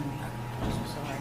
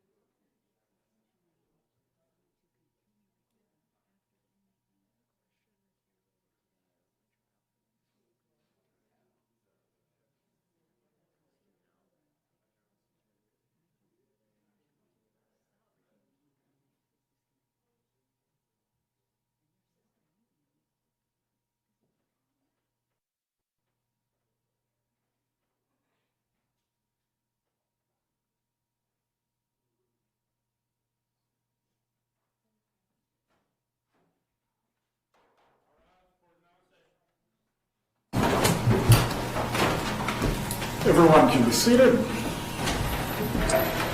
Let's move on with the second part of the hearing this morning, the motion to set bond and also for Arthur hearing. Thank you, Judge. May I put one more thing on the record for the suppression that I had in my notes and I forgot to say it? Only one? One. Just one? Just one. Go ahead. So in the call that the defense moved into evidence, the call from November 7th, that's in dispute here. At the end of the call, Harvey Adelson says something along the lines of, it's the last thing that you hear, something along the lines of, what's this? A call that didn't end. The implication being he must have picked up the phone and saw that the call didn't end. I think this is important to note because had Donna Adelson looked at her phone, she would have seen the same thing. That's all. Well, May I have a equally brief response? 59 seconds exactly. Thank you, Your Honor. Go ahead. Your Honor, the system, the secure system is intentionally designed to continue recording after the inmate disconnects. And the system knew that Charlie had been disconnected because he tried calling back, and the system reflected, as Investigator Newland testified, account in use. Let's move on to the Arthur hearing at this portion. Is the defense wishing to present its argument as to bond, or is the state going to present first as to proof of guilt evident or presumption grade? I'd prefer we do bond first, if that's okay with the defense, just because the state does have a couple of witnesses as to the things they brought up in their motion. And then I'm not calling any witnesses for Arthur. I'll just be moving some things into evidence, so maybe we could do that last. Mr. Zellman, as to the bond portion of this, do you have witnesses? We do, Your Honor. State would call Donna Adelson. Ms. Adelson, you can retake the stand once again. You remain under oath. You are sworn to tell the truth.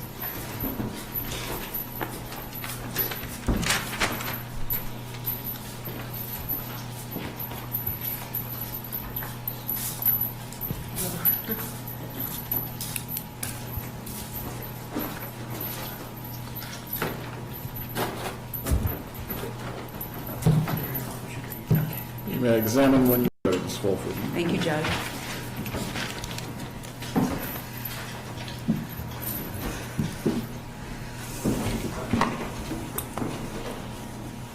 Ms. Adelson, at the commencement of the hearing on the motion to suppress you said your name for the record, Donna Adelson. Can you tell the court how many times prior to your arrest for the charges that are pending in this case have you been arrested for criminal offenses? Never. And how long were you incarcerated at the Leon County Detention Facility? Do you recall? 15 and a half months, 470 days. And within that period of time, the 470 days, have you been held in the same location in the Leon County Detention Facility or different locations? Different locations. Okay, and your first location was where? First location was in solitary confinement on a direct observation unit. Do you know how long you were there? 50 days. Okay. And where did you go following solitary? To the N pod, like N is in November. It's an open pod, general population. What does that mean, open pod, general population? So I was with 60 some odd other inmates, all in one open area.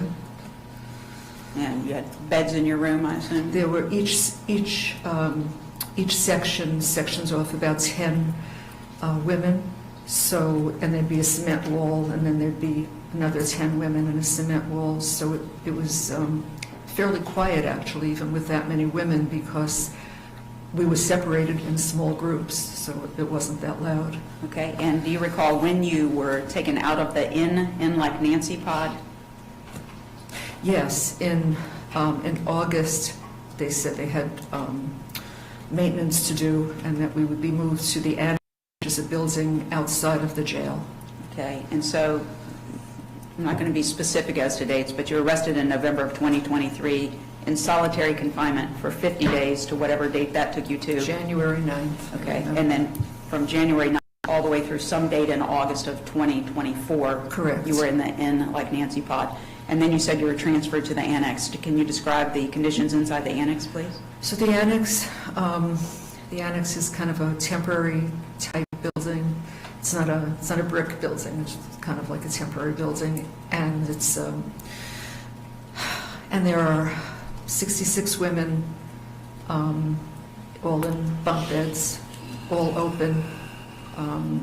You're kind of one on top of the next. There's no separation at all. So one big open room, if One you big will? open room with 66 beds, yes. Okay. And how long did you stay? So from August of 2024 until when? How long did you stay in the annex? I was moved again on February 3rd, 2025. Okay. Okay, and you were here when the gentleman was testifying about the call buttons to alert someone if you're having a medical emergency. Was there one of those in the end pod? No, Was there one in the annex? no. Okay.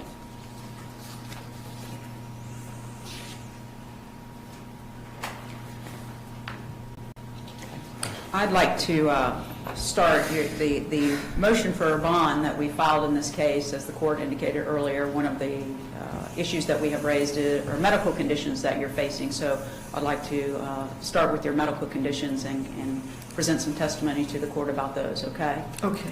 Okay. We're not going to go over every medical condition you've had since you've been incarcerated in the jail, but I'd like to start with one that you have that's causing you some pain in your leg and back area.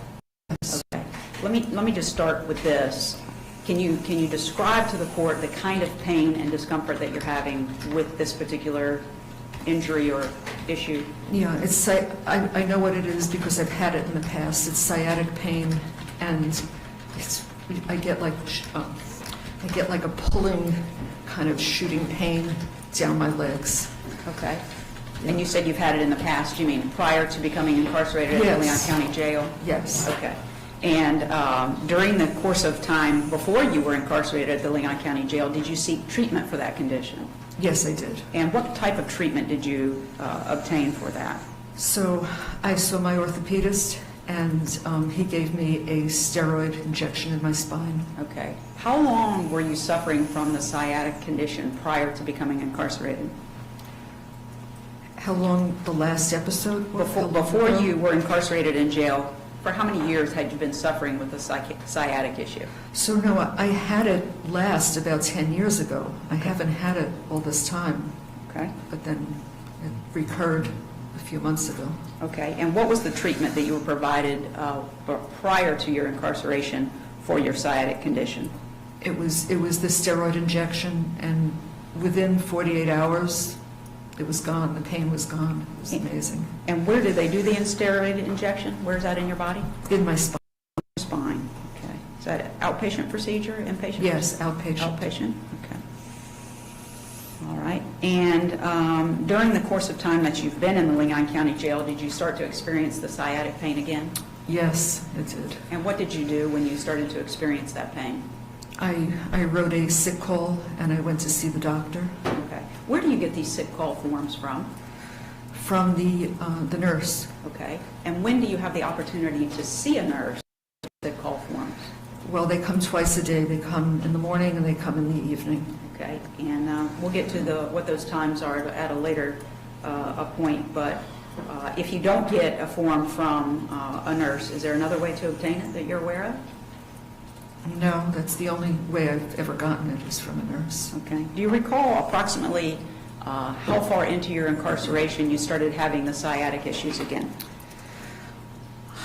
I didn't have it until I was in the annex, so that was sometime over the last, I've been there 6 months. I don't remember the specific date, but I didn't have it before the annex. Okay. And once you started experiencing it in the annex, did you complete a form to see medical attention? Yes, I did. Okay. And as a result of completing that form, did you have an opportunity to meet with someone in the medical center at the Leon County Jail? I saw the doctor there, yes. And what happened?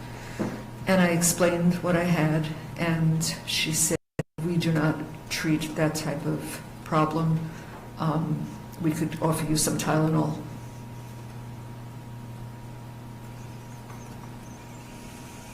And did they provide you with Tylenol? They did. And has that relieved you of the pain that you suffer? No, it's Tylenol. It's not going to do what I need to have done, no. Okay. So sometime since you've been in the annex, you made your request for treatment for the sciatic issue. Have you requested treatment more than once? Yes. Okay. And have you received any additional opportunities to meet with any of the medical staff regarding this pain? No. Okay. What happens when you request treatment and you don't get to see them? Do they tell you that you're not going to be allowed to see them again? What happens? No. Usually I wait a week, and if I don't hear anything, then I'll write another one, and I'll write, this is a second request, or this is a third request. And then I think they said I think I got an answer. They sometimes just answer it and give it to the pod officer, and she'll hand out papers at night, which is the response to your requests. And on that one, they said, you're already getting pain medication for this. That was the Tylenol.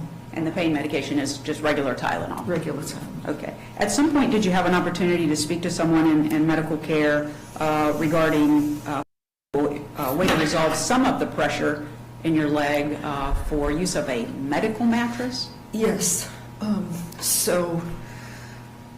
While I was down with the doctor during one visit, she said, you know what might be helpful, because you're sleeping on metal and the mattress is maybe a ½ inch thick, maybe.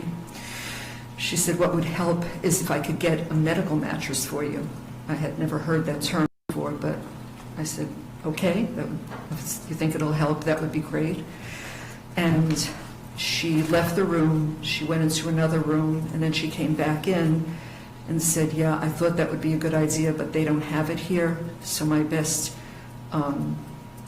thoughts for you would be to get a second mattress, so it'll thicken it a little bit, and that might give you some relief at night. Okay. And did you obtain a second mattress? I did. And this was while you were in the annex? Well, how did you get the additional mattress? So the pod officer asked one of the inmates to go where they have extra mattresses. They have piles of 20, 30 mattresses there, to go get one of the extra mattresses and put it on my bed so that I had the extra mattress. Okay. And during the time that you were allowed to have the additional mattress, did you get any relief? Yes, at night, because I used to get the pains even if I was just lying down. And that definitely relieved some of the pain at night, so that was good. Okay. And at some point, did they take the additional mattress away? Yes, so on February 3rd, I was moved out of the annex to protective custody in the main jail building. And since I've been there, the officer removed the second mattress. Okay. She said, why do you have this? And I told her why. And she said, well, you have this. And so they took it away. Okay. And since the additional mattress has been taken away, have you started to experience worsened pain? Yeah, it's worse. Okay. And have you requested any medical treatment for that? Well, I spoke to the doctor. I don't remember the date. Shortly after it was taken away, I was down for a different reason, and she said, yeah, I thought it was a good idea, but if you can't have it, you can't have it. Okay. All right. Now, the relief that you got when you were able to have the additional mattress, did that completely take away the pain? No. Okay. No. And do you experience this pain when you're walking, sitting? What? So, in the beginning, I was just getting it when I was walking, so it limited the amounts of walking I could do, but I get it when I'm sitting, I get it lying down, I get it all the time now. So it's not like I have it all the time. It comes and goes, but when it just comes, I could be sitting, I could be standing, it just happens. Okay. We're going to go into more details about how it took place in a few more minutes, but for now I'd like to talk about, are there any other areas that you are experiencing any pain? Yes, I have a problem with my left arm. And describe to the court what that problem is, what you're feeling, what you're experiencing. So I have like shooting pain from the top here of my shoulder down the outside of my arm into my forearm. Okay. And you're pointing to your left arm. Is that the one you're referring to? It's my left arm. Okay. And so shooting pain down the arm, anything into your hands? Yeah, the pain is like, it's like hot. It's like a burning pain, and my thumb, index, and middle finger have gotten like tingling. It almost feels like ants are crawling on them. It's like a numbness of those fingers. Okay. And is this pain that you were experiencing prior to your incarceration at Leon County Jail? No. Okay. About when did this pain begin? So I was assaulted by another inmate while I was here at the beginning of October. October 2024? Yes. And when you say the Leon County Jail? Yes. Okay. All right. Since you began experiencing that pain, since October of 2024, have you requested medical treatment? Yes. And what has the response been? They said they would take an x-ray, but in the meantime, I could have Tylenol. Okay. And you said that was in approximately October of 2024. Have you been requesting treatment for that pain since October of 2024? Several times. Okay. Yes. And you heard the testimony of the gentleman previously. At some point, did they do an x-ray on your arm? Yes. And when was that? It might have been February 3rd. No, that's the day I moved. Shortly after February 3rd. I don't know the date. Was it after you were removed and placed in protective custody? Yes, it was. Okay. Is the Tylenol helped with the pain that you're experiencing? No.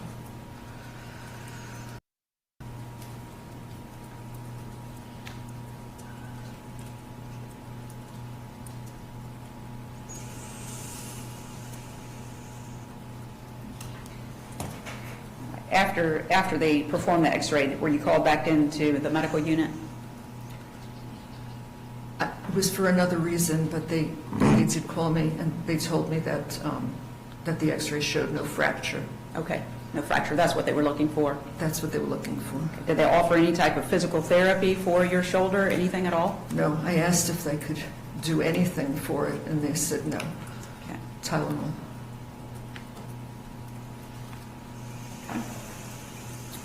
All right. Do you have any other medical conditions that you wanted us to address in the bond hearing that you're suffering from? So I have a hearing issue. Okay. I have a problem. I evidently have very narrow ear canals, and so the wax builds up in my ears to the point that, I mean, I have officers that say to me, "Are you deaf, Adelson?" When I don't respond to them, it's because I don't hear them. And so I did ask for help in the, I asked the doctor if there was anything they could do for me, and I told her what's normally done, and she said, we use Debrox to soften the wax, and then you come down 3 or 4 days later, and we use a bulb syringe to remove it. And I said, that doesn't work. I need a different procedure. And she said, that's all we can do for you. Okay. And did you know, based on your prior treatment before you came into the Leon County Jail, that it required something other than the flushing system? Yes, I did know. Do you recall the name of the doctor that you saw for this condition? Yes, I've seen him for years. Dr. Molina. Okay. And Dr. Molina, how long do you think that you saw him for this condition prior to your incarceration? I mean, several years. Okay. 4 years, 5 years, I don't know. Okay, and during the course of his treatment for you, how often would you go to have the wax removed from your small ear canals? Yeah, every 3 to 4 months. If I waited longer than that, I couldn't hear. Okay, and did he use this method, or did he do something different? No. What did he do? He used some kind of, I don't know what it's called, but it's some kind of an electronic device that he puts one end in my ear, and he's able to remove the wax using that device, that medical device. And in your experience prior to incarceration, when you were having that procedure done, did your hearing improve? Immediately. Okay. Yeah, immediately. May I approach the witness, Your Honor? You may.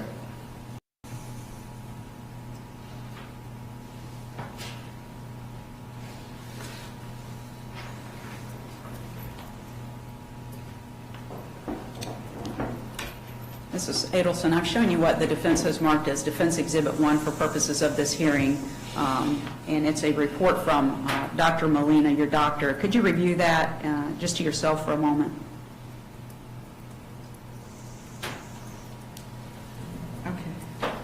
Okay. Does that describe the treatment that he was providing to you?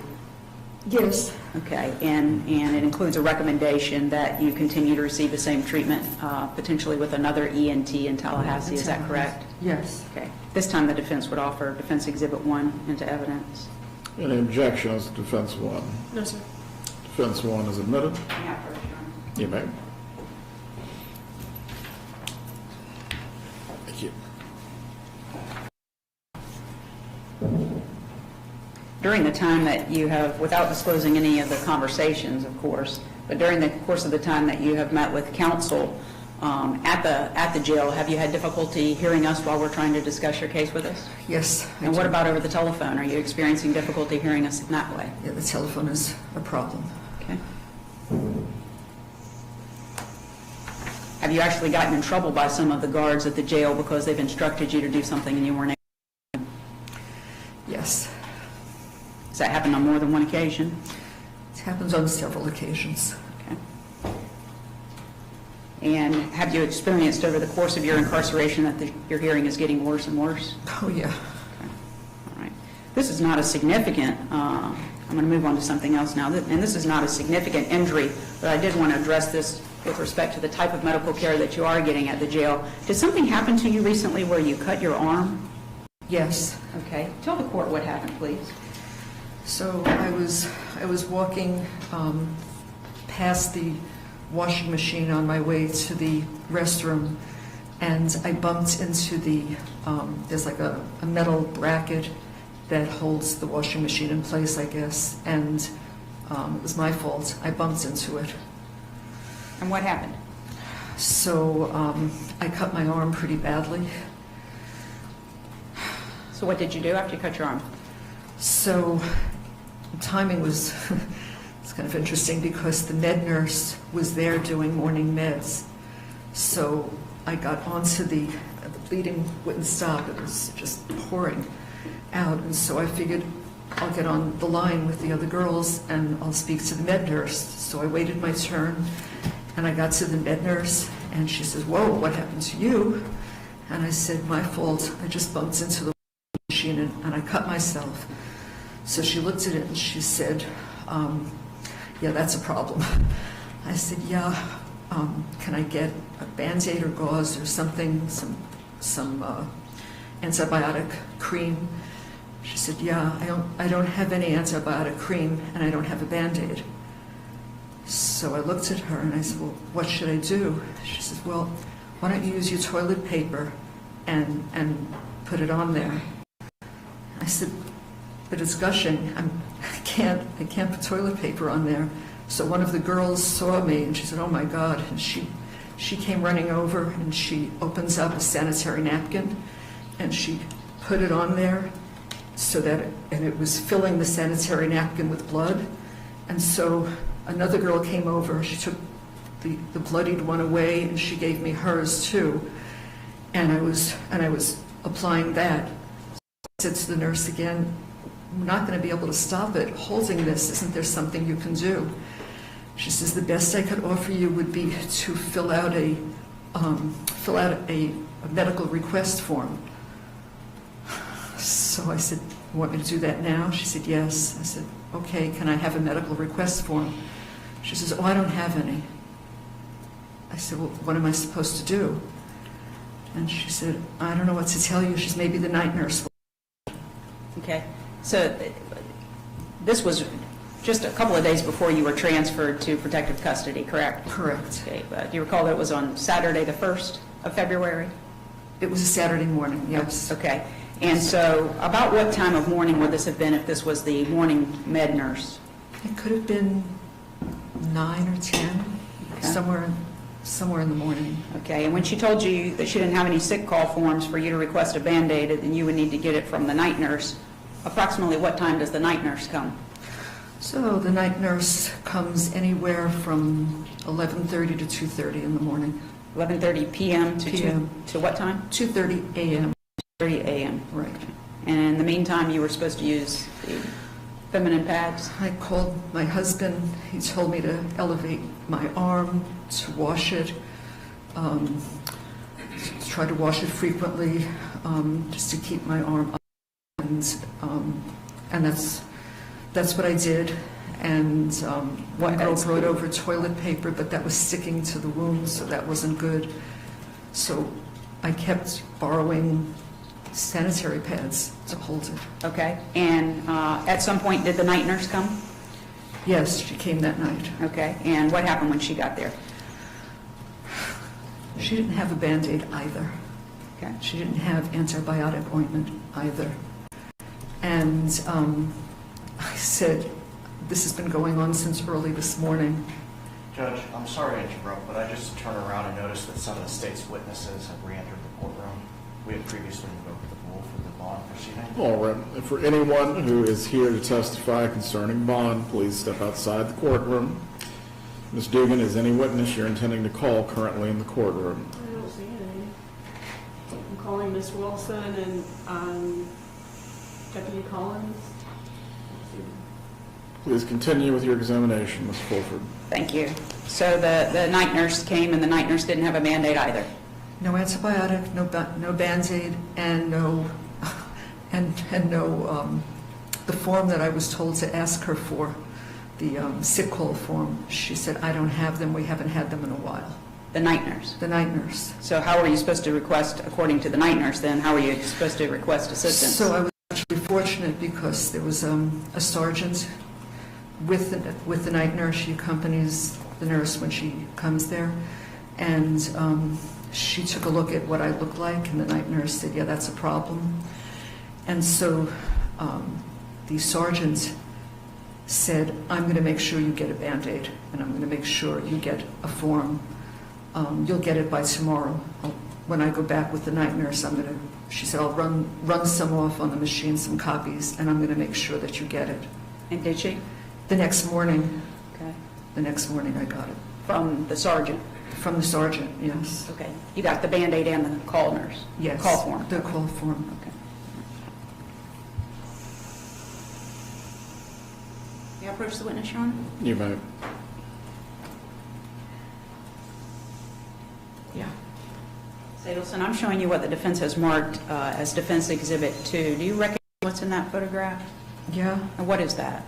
That's a few days after I got cut, and that's the clear Band-Aid that they gave me to put on top. Okay. After you got the bandage to put on over your wound, did you get additional medical treatment for the wound? So no,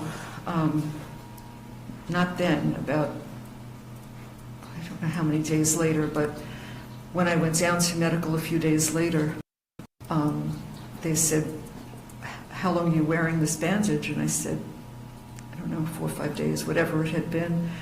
And they said, this should have been cleaned and changed every day. Why didn't you have that done? I said, I don't know. This is what they gave me to put on, and that's what I did. Okay. The photograph, does that truly and accurately depict what your injury looked like the few days after it occurred with the bandage on it? That's what it looked like. The defense would offer Exhibit 2 into evidence. Any objection to Defense 2? No, sir. May I approach? You may.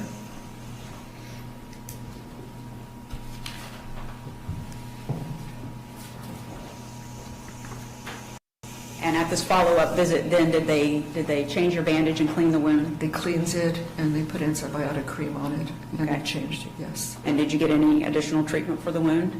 No. Did you request that you get a tetanus shot? My husband said, Donna, there was if rust on that metal, which there was, he said, you should ask for a tetanus shot. And so did you request So it? I requested it, and they did give it to me. Okay. And then, as far as your medical conditions go, the last thing I want to talk about is something that I would give two different descriptions of, but I'm just asking the questions. You're the one providing the information to the court in your testimony. Okay. So this shortness of breath or heavy breathing that you're experiencing, how long has that been going on? It's been going on several months, probably at least 3 months, I would think. Okay. And did it you're experiencing it then during your incarceration. Did you have it prior to being incarcerated? No, I did not. Okay. What have you noticed about the breathing, and how would you describe it? Shortness of breath, heavy breathing, what? I know, I guess it sounds like heavy breathing, it's shortness of breath. I've never had that before. I'm not a doctor, I don't know, I've gained more than a third of my body weight here.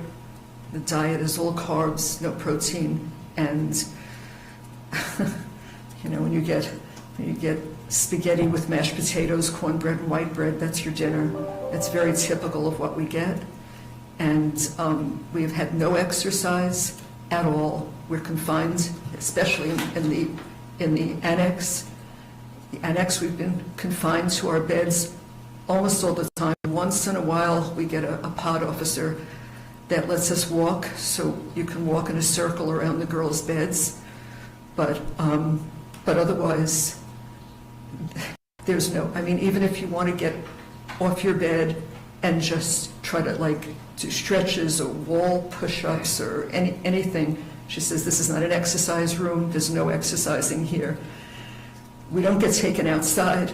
Let me stop you. One of these issues at a time. So with respect to the time period when you've been in the annex, which was from August of 24 until recently February of 2025, was it your understanding you're supposed to be taken outside a certain number of times? Well, the inmate handbook says you get a minimum of 3 hours of outside time per day. Per week. Okay, and during your time in the annex, did you experience a week where you got 3 hours of time outside? We haven't gotten 3 hours in 6 months. Okay. How many times did you go outside while you were in the annex? Before you continue, Mrs. Adelson. Yes. We have 30 minutes left in the hearing. Ms. Fulford, I understand your client is disputing the adequacy of the care. We do need to move to the most pertinent matters. Please continue. Okay. We're going to move off of that then. I do want to talk to you then about some physical issues that have taken place in the jail. The first one I want to talk about is an incident that took place in the shower, and we're going to do this one briefly. I'm sorry, how much time did you say we had, Judge? 30 more minutes. Including argument? Not including argument. Okay. All right. So the first incident that took place in the shower, could you just briefly describe to the judge what happened there? Yes, so I always, there's 7 shower heads, but I always take the same one because it's off in a corner, so I have a little bit more privacy than you'd have at the other ones, and so I would always shower there, and I was under the shower, and I was washing my hair, and I was the only one in the shower. I always go in early morning because there's nobody there. Most of the girls sleep, so I take a shower and I have a little privacy, and so I was washing my hair, and all of a sudden I felt a hand go up my back, like from the top of my butt up my back, and I yelled, "Stop it!" and I turned, and this girl said, "You like it?" And I said, "Get out of here!" And I started to scream, and she ran. Okay. In the bathroom there, what was this? Which pod was this in? This is in the annex. In the annex. Okay. In the annex, are there guards positioned inside the area where you shower? No. Inside the area where you use the restroom? No. Okay. All right. The next thing I want to talk about is what transpired in October of, thank you, October of 2024, where you had said previously you were attacked. What were you doing? Where were you at, first of all, at this place? In October. So I was in the bathroom. It's 10:30 at night. I went in to brush my teeth. Okay. There are three sink stations in the bathroom. Each one has 4 sinks, and I was at the center station with my back to the door, and I'm a righty, so I was holding my toothbrush with my right hand, and I was balancing myself with my left hand on the sink, was just brushing my teeth. That's all I was doing. And what happened? And someone came up behind me and pulled my left hand away from the sink and twisted my arm and like jerked it behind my back, like reaching up toward my neck. Okay. And did it hurt? Yeah, it hurt. Okay. What happened? It hurt. And I said, "What are you doing?" And she's, in the same breath that she did that with my arm, she said, "You're going to buy me commissary." I said, "I'm going to what?" And she said, "Unless you want those pretty white teeth knocked out of your mouth, you're going to buy me commissary." So I said, okay. And then she named a package that she wanted, and she's out. She was gone. She just that fast. Okay. How bad would you, on a scale of 1 to 10, how bad would you rate the pain at the time that she did that to you? Oh my God, it was a 10. Okay. I didn't know my arm could reach that far back. Okay. And what did you do after she did that to you? So, kind of stood there for a minute, and then I just thought, okay, I'm gonna go back to my bunk. And I went back to my bunk, and I got under the covers, and I cried. I just stayed under my covers. I didn't come out. Okay. During your entire time in the annex, did this particular inmate remain confined in that area with you? She was in the annex the whole time. Okay. And I know that you don't want to talk about who did this to you, because why? Why don't you want to disclose who it was? There's one thing I've learned since I'm there is you don't, the word is snitch. You don't snitch. You don't tell on anyone because you'll be sorry you did. And I've seen that. And so I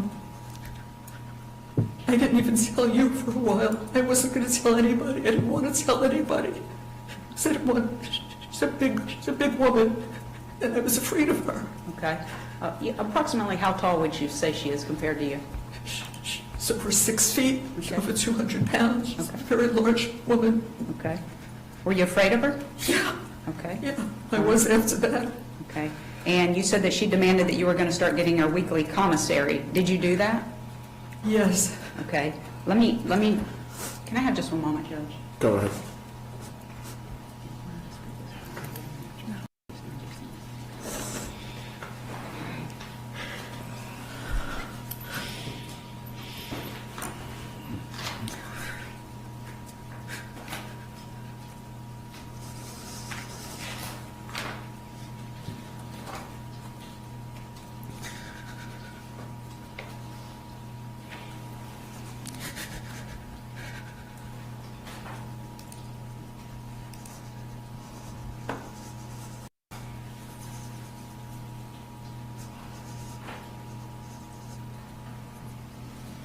Your Honor, in order to move this along a little more promptly, I've requested of the state, and they have no objection. At this time, I'm going to offer into evidence State's Exhibit number 3. I'm sorry, I said state by mistake. Defense Exhibit number 3, Defense Exhibit number 4, and Defense Exhibit number 5. Any objection, Ms. Dugan? No. May I They are urge? admitted. Thank you. Ms. Adelson, prior to ordering commissary for this woman who attacked you, were you getting commissary for yourself? So I have an account, and you can buy up to $40 a week of food, and so I use that account to buy food, but not what she wanted. She wanted packages. Okay, let's make sure the court understands. When you say buy food, is there normal commissary through the jail, or you were getting your commissary? Yes. Okay, and that's what you were spending $40 a week on for yourself? Aramark, yes. Okay, and what kind of items are you buying for yourself off of that? I try to get some protein. I buy tuna fish with mayonnaise and Substitute meals, if you will? Yes. Okay, no noodles of any kind? no. Okay, all right. Now, is there a separate way that you can order commissary on the outside for inmates? Yeah, Okay. I can't do that. It would have to be ordered from somebody. You have to ask somebody outside to place the order. Okay, and when you referred to packages, is that the method that the woman who attacked you said she wanted you to get for her? That's what she asked me to get her, yes. Okay, and these packages cost about $40 each, is that correct? $40 and then $10 for packaging or shipping, so it's $50 a package. Okay, and during the course of your time in the annex, while you were still in the annex, on just about every week, did she continue to find you in the bathroom and demand what packages that you would get ordered for her? Yes. And- She must have been keeping an eye on me, but when I was in the bath, those are the only times she would approach me is in the bathroom, and she would tell me what she wanted for that week. And did you make those orders through your husband? I called my husband. I didn't tell him what happened. I just called him and said, honey, I want some extra food. Would you mind ordering some packages for me? And he said, sure, honey. And he did. And he did that. And at the time that your normal canteen or commissary would be delivered, is that when the extra packages would be delivered as well? Yes, all at the same time. Okay, and in the course of things, you would go pick up your canteen and then her extra packages, is Yes, that right? yes. And where did you keep her items when you got back to the annex? So it was, you have to carry your bin up, and they put the package, they open up a plastic bag and they loosely put all the stuff in the bin. So it was all in a bin that I would stack and put under my bed. Okay, and did you keep her eye care packages separated from your canteen? Yes. Okay, and how is it that she would receive her packages? How did she get the food? So she would send, I used to say her minions, she used to pick different girls to come over to me, and they would say, package up 4 soups and 3 bags of chips. And the first time I didn't know what she wanted me to do, and she said, it's for, and she'd mention her name. And I said, well, how am I supposed to do that? She said, just put it in your shirt, I'll meet you in the bathroom. So I would load these things in the top of my shirt, and I would hold the bottom of my shirt like this so that nothing would fall out, and I'd go to the bathroom, and then somebody would follow me in there, and she would take it out, transfer it into her shirt, and walk away. And that continued from the time that she first yanked your arm behind your back in October all the way until you were put into protective custody, is that right? Yes. Okay, when you got into protective custody, in fact, did you receive your last packages for her? So the last package came, I was put into protective custody on a Monday, and Tuesday, the commissary came with those packages and brought them to me. Okay, and do you have that extra food in your protective custody room now? They're sitting there. I don't eat that stuff, so it's all sitting on top of my bunk. It's made up of noodles and chips and things of that nature. Is that correct? That's correct. Okay, all right. I want to talk briefly about your time in protective custody. How big is the room that you're in? 6 by 9. Okay, and are you in this room by yourself? Yes. And is the door, with the exception of when they allow you to come out, is the door kept closed all of the time? It's supposed to be kept closed. Okay, all right, and you're given, I'm kind of leading here, Judge, to try and get us through this, but you're allowed to come out of that room 1 hour per day on Mondays, Wednesdays, and Fridays, is that correct? That's correct. And on Tuesdays and Thursdays, you get to come out for 20 minutes, is that 20 right? minutes. Okay, and on the weekends, you don't get to come out? Not at all. Okay, make sure you don't talk over me, okay? I'm sorry. That's okay, we're talking over each other. Okay, I'm sorry. So Saturday and Sunday, you don't come out at all. During your hour 3 days a week and your 20 minutes 2 days a week, is that when you are given the opportunity to take a shower? Yes. If you have time to walk, that's when you walk? So on an hour day, I'll walk for 40 minutes or about, and then I'll take my shower at the ends of that, so I get my shower in. Okay, and laundry also, that's what you use that All time of that, for? yes. Other than that, you're locked inside that room? Yes, I am. Okay. Now, it was your understanding when you were put into protective custody that there's not ever supposed to be anybody out around you, is that right? That's what I was told. Okay, but protective custody is actually attached to a pod, is it not? Yes. And what pod is that? M-pod, like Mary. Okay. At some point, did you learn that this individual who attacked you was also, at least for some period of time, in that same area? I'm not sure where she was. She might have been. Okay. I didn't see her. You didn't see her? I heard that she was there, but I didn't see her. Okay. Now, you have testified earlier that different guards have kind of different rules that they follow inside the jail. Is that fair to say? That's fair to say. Okay. During the time that you've been in protective custody, when you were told you should not be around anyone else in the pod or otherwise, Have there been times when guards would have you around other inmates? Yes. Okay. Was there an occasion where another girl came and knocked on your door wanting you to give her food? Mm-hmm. Yes. Yes, okay. And what happened when you said you would give her food? I said, I have all that extra food, I don't mind giving it to people. Okay. And so how were you going to give it to her? Well, that's what I said to her, how am I going to get this to you? And so she gave the guard a high sign, and the guard buzzed the door open, and it was her and a friend of hers, the two of them, and they'd only stepped in my foot, came in, and I gave them some soups. Okay. Is that the only time that you've been around other people since you've been put in protective custody, or have there been other situations? There have been other times, like yesterday, the officer buzzed my door, so I guess there was something she wanted me to do, so I opened my door, and I came out, and there were maybe, I don't know, half a dozen girls watching TV. I walked past them, and I asked the officer, what did you want? And she said, Miss Adelson, I didn't mean to buzz you, just go back to your room. I said, okay. So I turned around and went back. Okay. We have to move along a little bit faster here. So one of the things that's been a big issue for you is lack of sleep.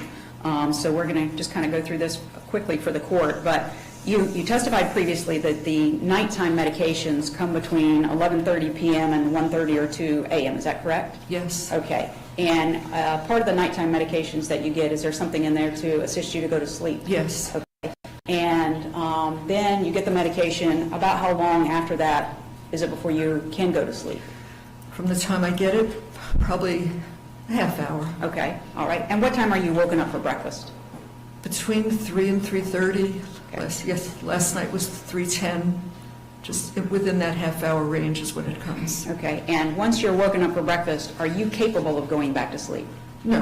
Have you tried to go back to sleep? Oh my God, yes, I try. So that period of that time that you get from the time you fall asleep after your night meds until you're woken up for breakfast, that's the only sleep that you're getting while you're incarcerated? That's it. How has that affected you? So, listen, I know older people don't need as much sleep as younger people, but I need more than 2 hours a night. I need more than a good night is 3. One night I had 3.5 hours. It's not enough sleep to stay focused. I mean, I feel like I'm foggy sometimes because I'm just sleepy, I'm tired, and I can't go to sleep. They've got people screaming and yelling. They bang on the doors, they shake the doors, it sounds like a drum in there, it's horrible. So I can't sleep with all that noise going on. And okay. Do you have legal documents that we have provided to you or prior counsel has provided to you that you need to review to assist in the preparation of your defense?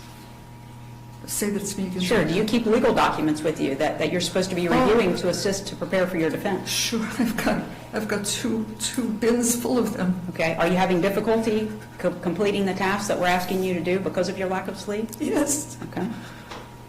All right. I want to talk to you for just a second. You're able to make calls to your lawyers off of your tablet, correct? Yes. And those are supposed to be attorney-client privilege calls, correct? Yes. Okay, and they're not recorded according to what's said on the recording when you make the calls, is that right? That's right. During the time that you were in the annex, were you in a situation where you could be away from everybody so that you could make those calls without anyone hearing? No, I had to make the calls under my blanket because you couldn't hear me, and I certainly couldn't hear you. So I would go under my blanket with the tablet, and I would call you that way. That didn't keep the other inmates who were standing right next to you from hearing? It is what it is. Okay. Was there a time when you and I were speaking, and when you pulled the cover, was a guard there listening to your call? Yes, there was. Okay.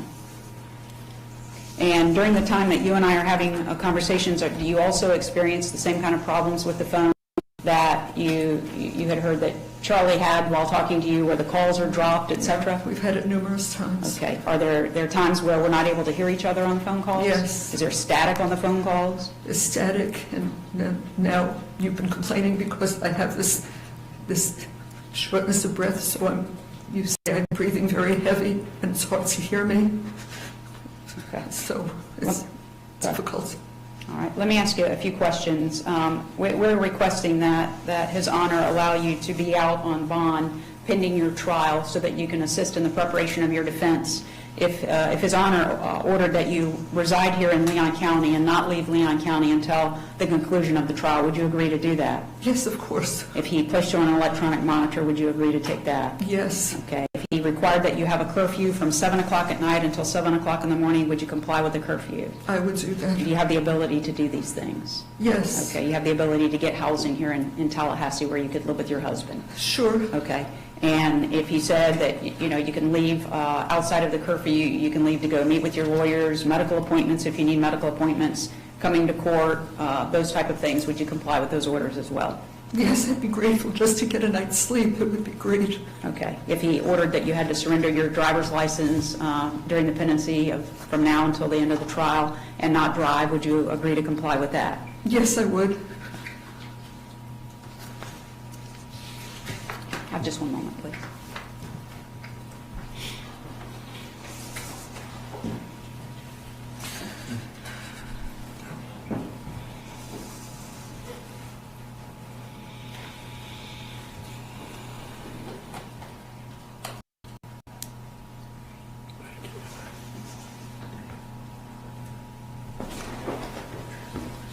Thought I had asked this, but I might not have. For the medical conditions that you have complained of during the time that you were speaking with the doctors and they said that they didn't give you the treatments that you were requesting, did they ever offer that they would have a doctor from the outside perform the treatment for you? No. I don't have anything further. Student cross-examination. Yes, sir. All right, so the incident in the shower, after you let the inmate know that you did not like what she was doing by telling her to stop, did she ever try that again? No. And that inmate's no longer, or you didn't disclose the name of that inmate, but you did tell the investigator that that inmate is no longer in jail with you, right? She's no longer there. She left shortly after that. Okay. As far as the arm twist incident from October of 2024, you said you reported that in February of 2025? Yes. Okay. And you wouldn't give the name, you said you wouldn't give the name of her to the investigator either, okay? No. But you, if you would give her name, that instead of you being separated from the pod, she could be separated from you and you could be back with the general population. Yeah, but she's not the only one that could hurt me. That's why I wouldn't do it. She had a half a dozen girls that came up to me. Was there ever any physical violence by her or anyone she's friends with after that October 24 incident? No, that was it. That's it. And by being in solitary confinement, does it give you an opportunity to have a quieter space where you can prepare for trial? I guess it would be a quiet space if I could get some sleep and I would be able to concentrate on what I'm supposed to do. Yes, that would be helpful. Do you also get in-person visits with your attorney in jail? I do. Okay, and when that happens, are you in a room alone with him or her or both? Yes. Okay. Yes. And y'all are able to have conversations then that are private? Yes.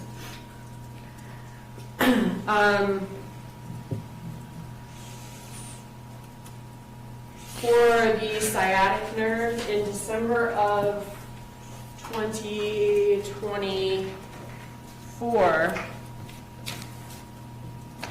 were you offered a Solumet, a steroid injection for that pain that you declined? I am going to object to the use of the medical records by the state based on a prior objection. Student, do you have an ability to show that these records were not a part of what was obtained by Investigator Newland that is still disputed? No, these are part of what was obtained by Investigator Newland. But my understanding is that the defense would have opened the door to this by asking her all of these times she was seen by medical staff and what basically was not done for her. As to that, I will permit the witness to answer. You may answer, Ms. Adelson. Could you ask me one more time? Yes, ma'am.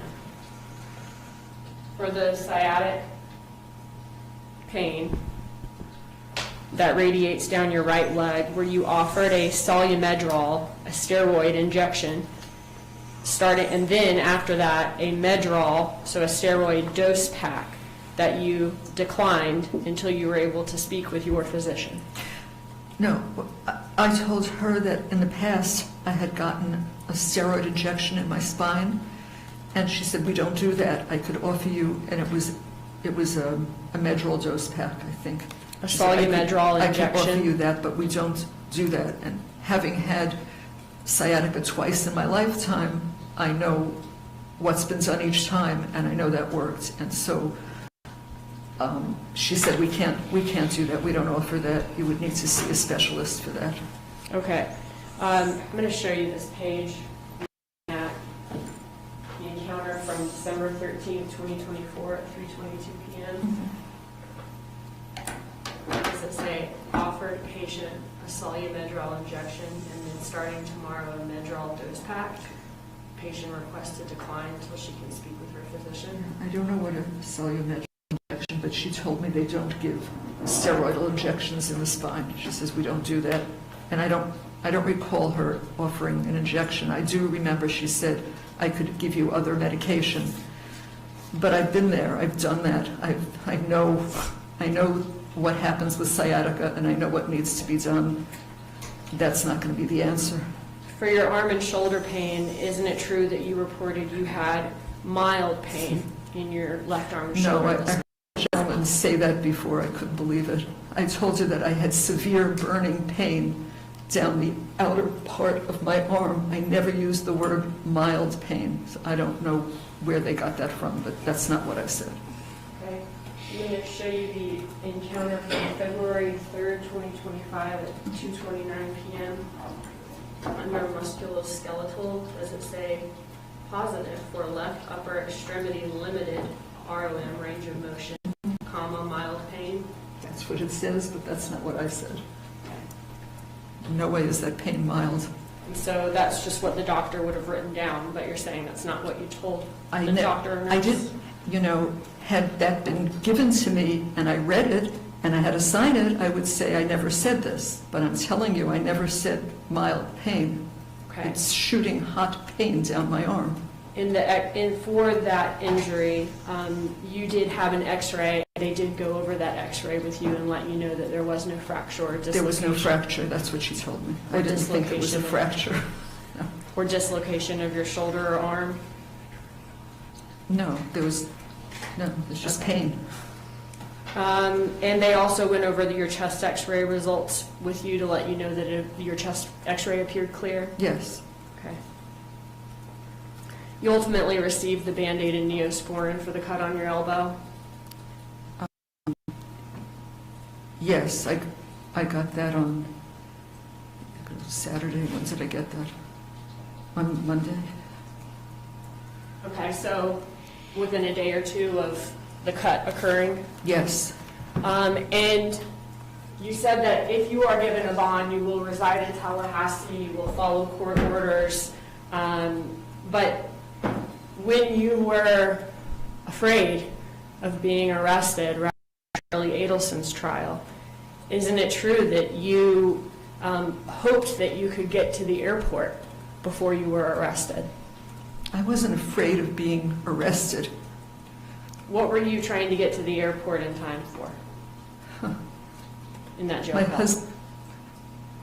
husband and I were literally shocked and traumatized at what had happened to Charlie.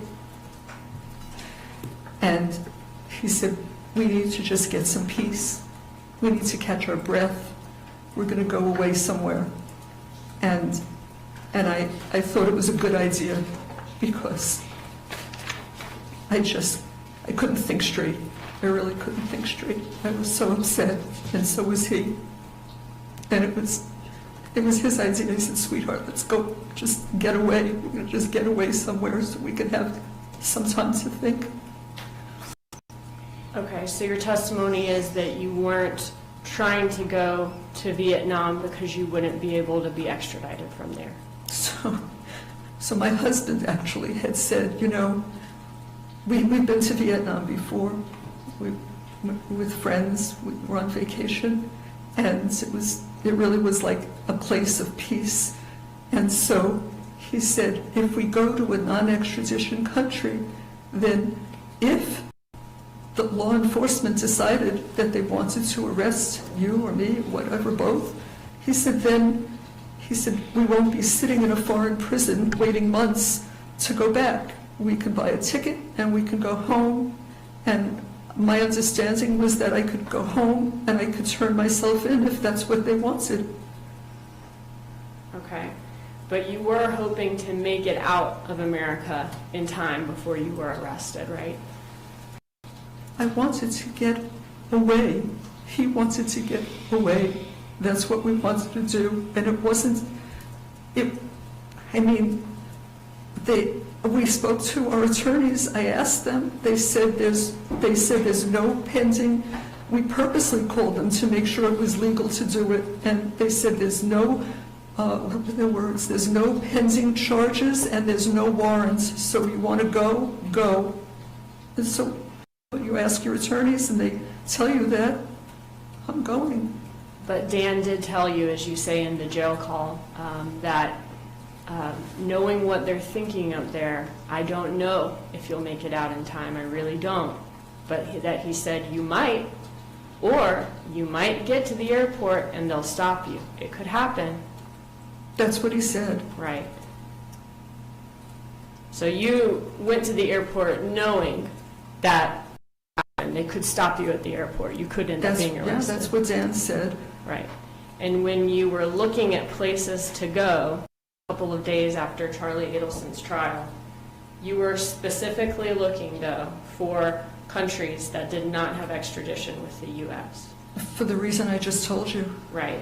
And the reason that you're saying that you were looking for countries with no extradition was so that you could get back faster in order to be arrested in the U.S. No, that's not what I said. It's because, I don't know, maybe we watch too much TV or too many movies, but I've seen movies where people are stuck in like third world prisons and waiting and waiting and waiting. And my feeling was, this is not what we want to happen. If the state says they want us to come back, we'll buy a ticket, we'll come back on our own terms. We don't have to be else somewhere. We'll come back home and turn ourselves in. Couldn't you have done that no matter what country you went to? No. No? No. You couldn't have found out that you had a warrant for your arrest and come back if there was an extradition Well, policy? not if they would, I'm not law enforcement, but it appears that they would notify law enforcement in that country and then they could hold you in a jail for God knows how long.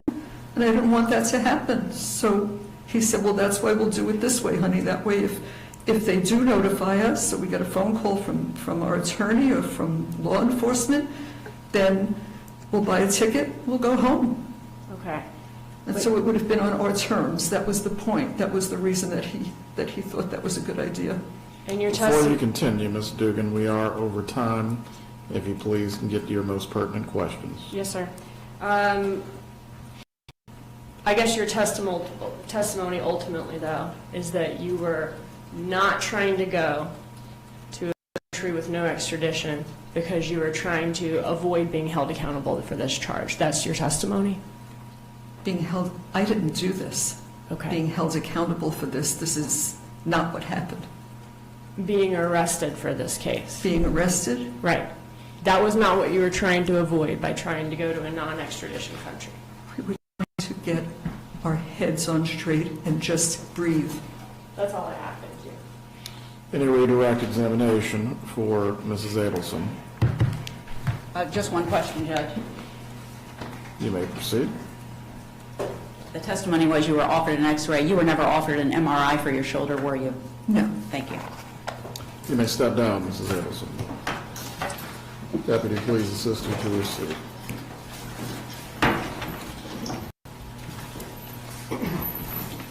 Does the defense have any other documents or evidence or witnesses that it intends to present?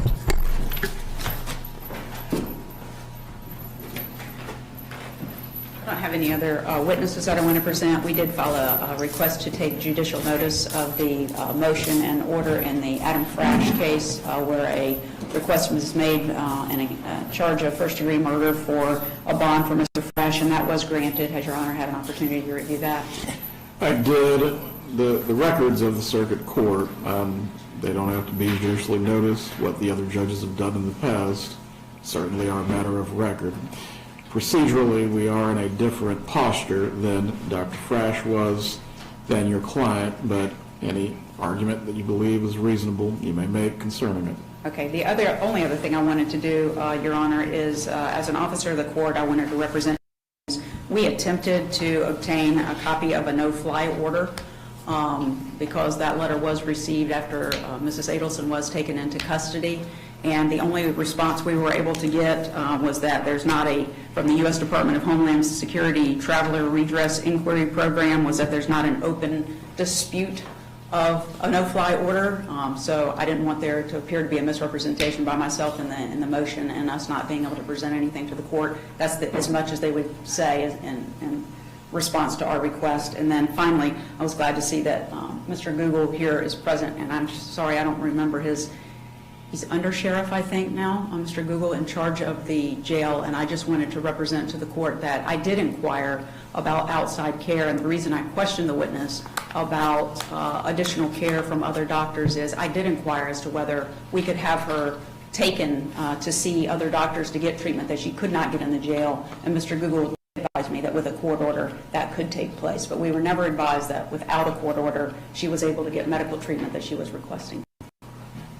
Ms. Dugan, you may respond to the bond motion and present any evidence you have concerning presumption of guilt evident or, proof of guilt evident or presumption great. Go ahead. I have two very quick witnesses as to the medical or to the security concerns. Just a second. State calls Charlie Adelson.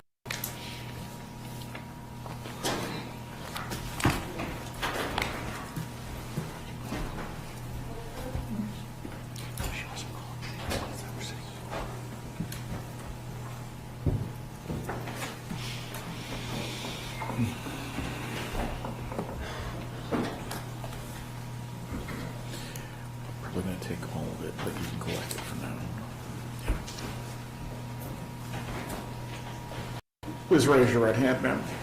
Do you swear or affirm the testimony you're about to provide will be the truth? Yes, Your Honor. You may take your seat. You may examine when you're ready.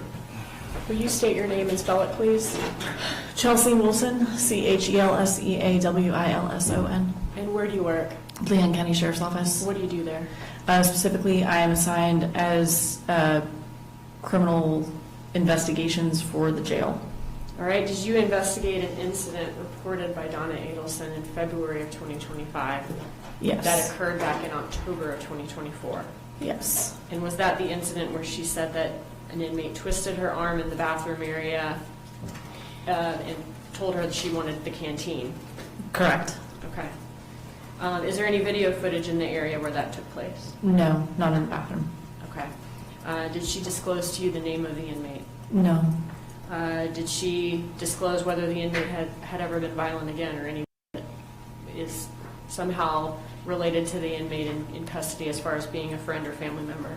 My understanding is a one-time incident. If she had disclosed the name of the inmate, what could be done to hopefully keep that situation from happening again? Well, if we knew the name of the inmate, we could take measures to make sure that they were not housed together, that they were not in, for example, classes together. I don't know if she's interested in classes, but measures could absolutely be taken to make sure that they were not able to have physical contact with each other for her safety. If we don't know that inmate's identity, though, and we can't take her out of the area where Miss Adelson lives in the jail, is the only option then to take Miss Adelson out of the area and put her in an area where she cannot not be threatened again? Unfortunately, yes.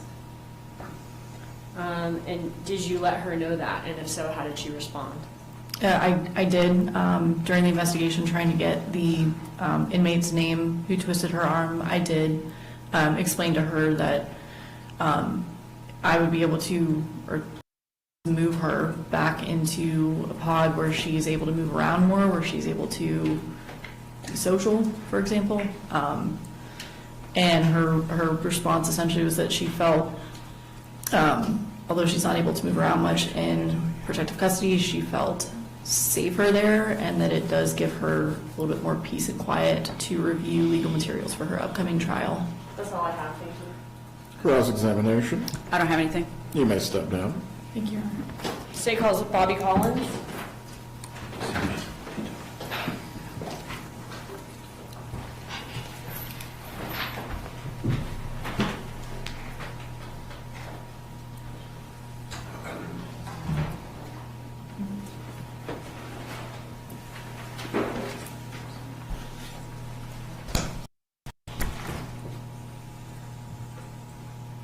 As far as the routing numbers, that might be a website, but that's fine.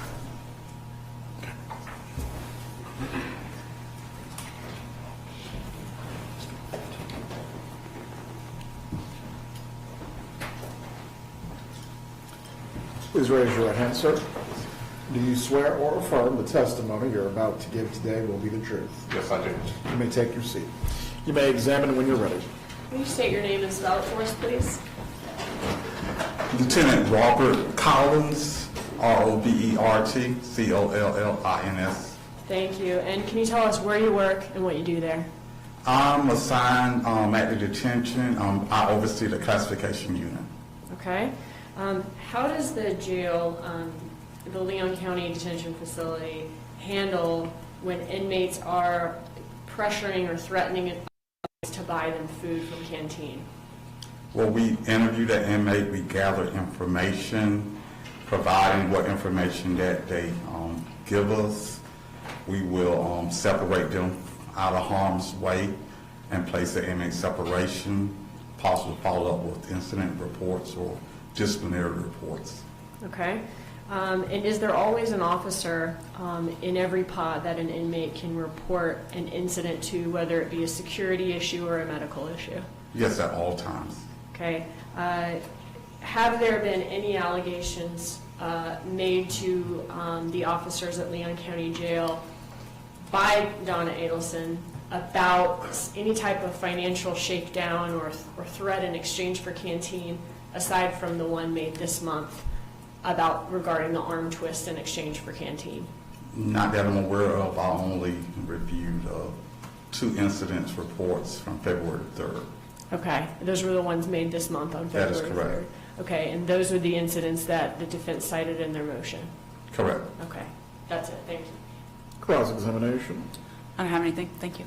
You may step down, Lieutenant. Thank you.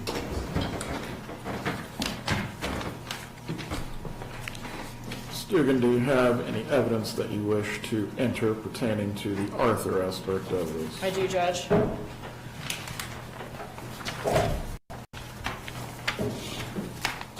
At this time, I'd move, and I'll just go through all of them at once.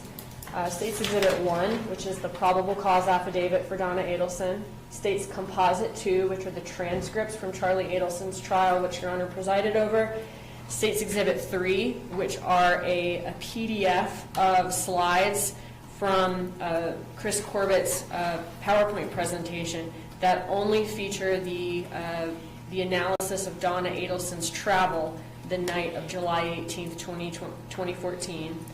The open line jail call that we've referred to today from November 7th, and the transcript of, that's State's 4, the transcript of that call, which is State's 5. State's Exhibit 6, which is a chat with Vietnam Visa on WhatsApp by Donna Adelson. State's Exhibit 7, which are excerpts from WhatsApp conversation between Adelson and Donna Adelson.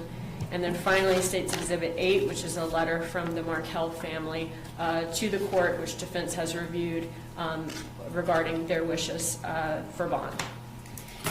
Concerning the state's exhibits, does the defense have any objection or anything to raise?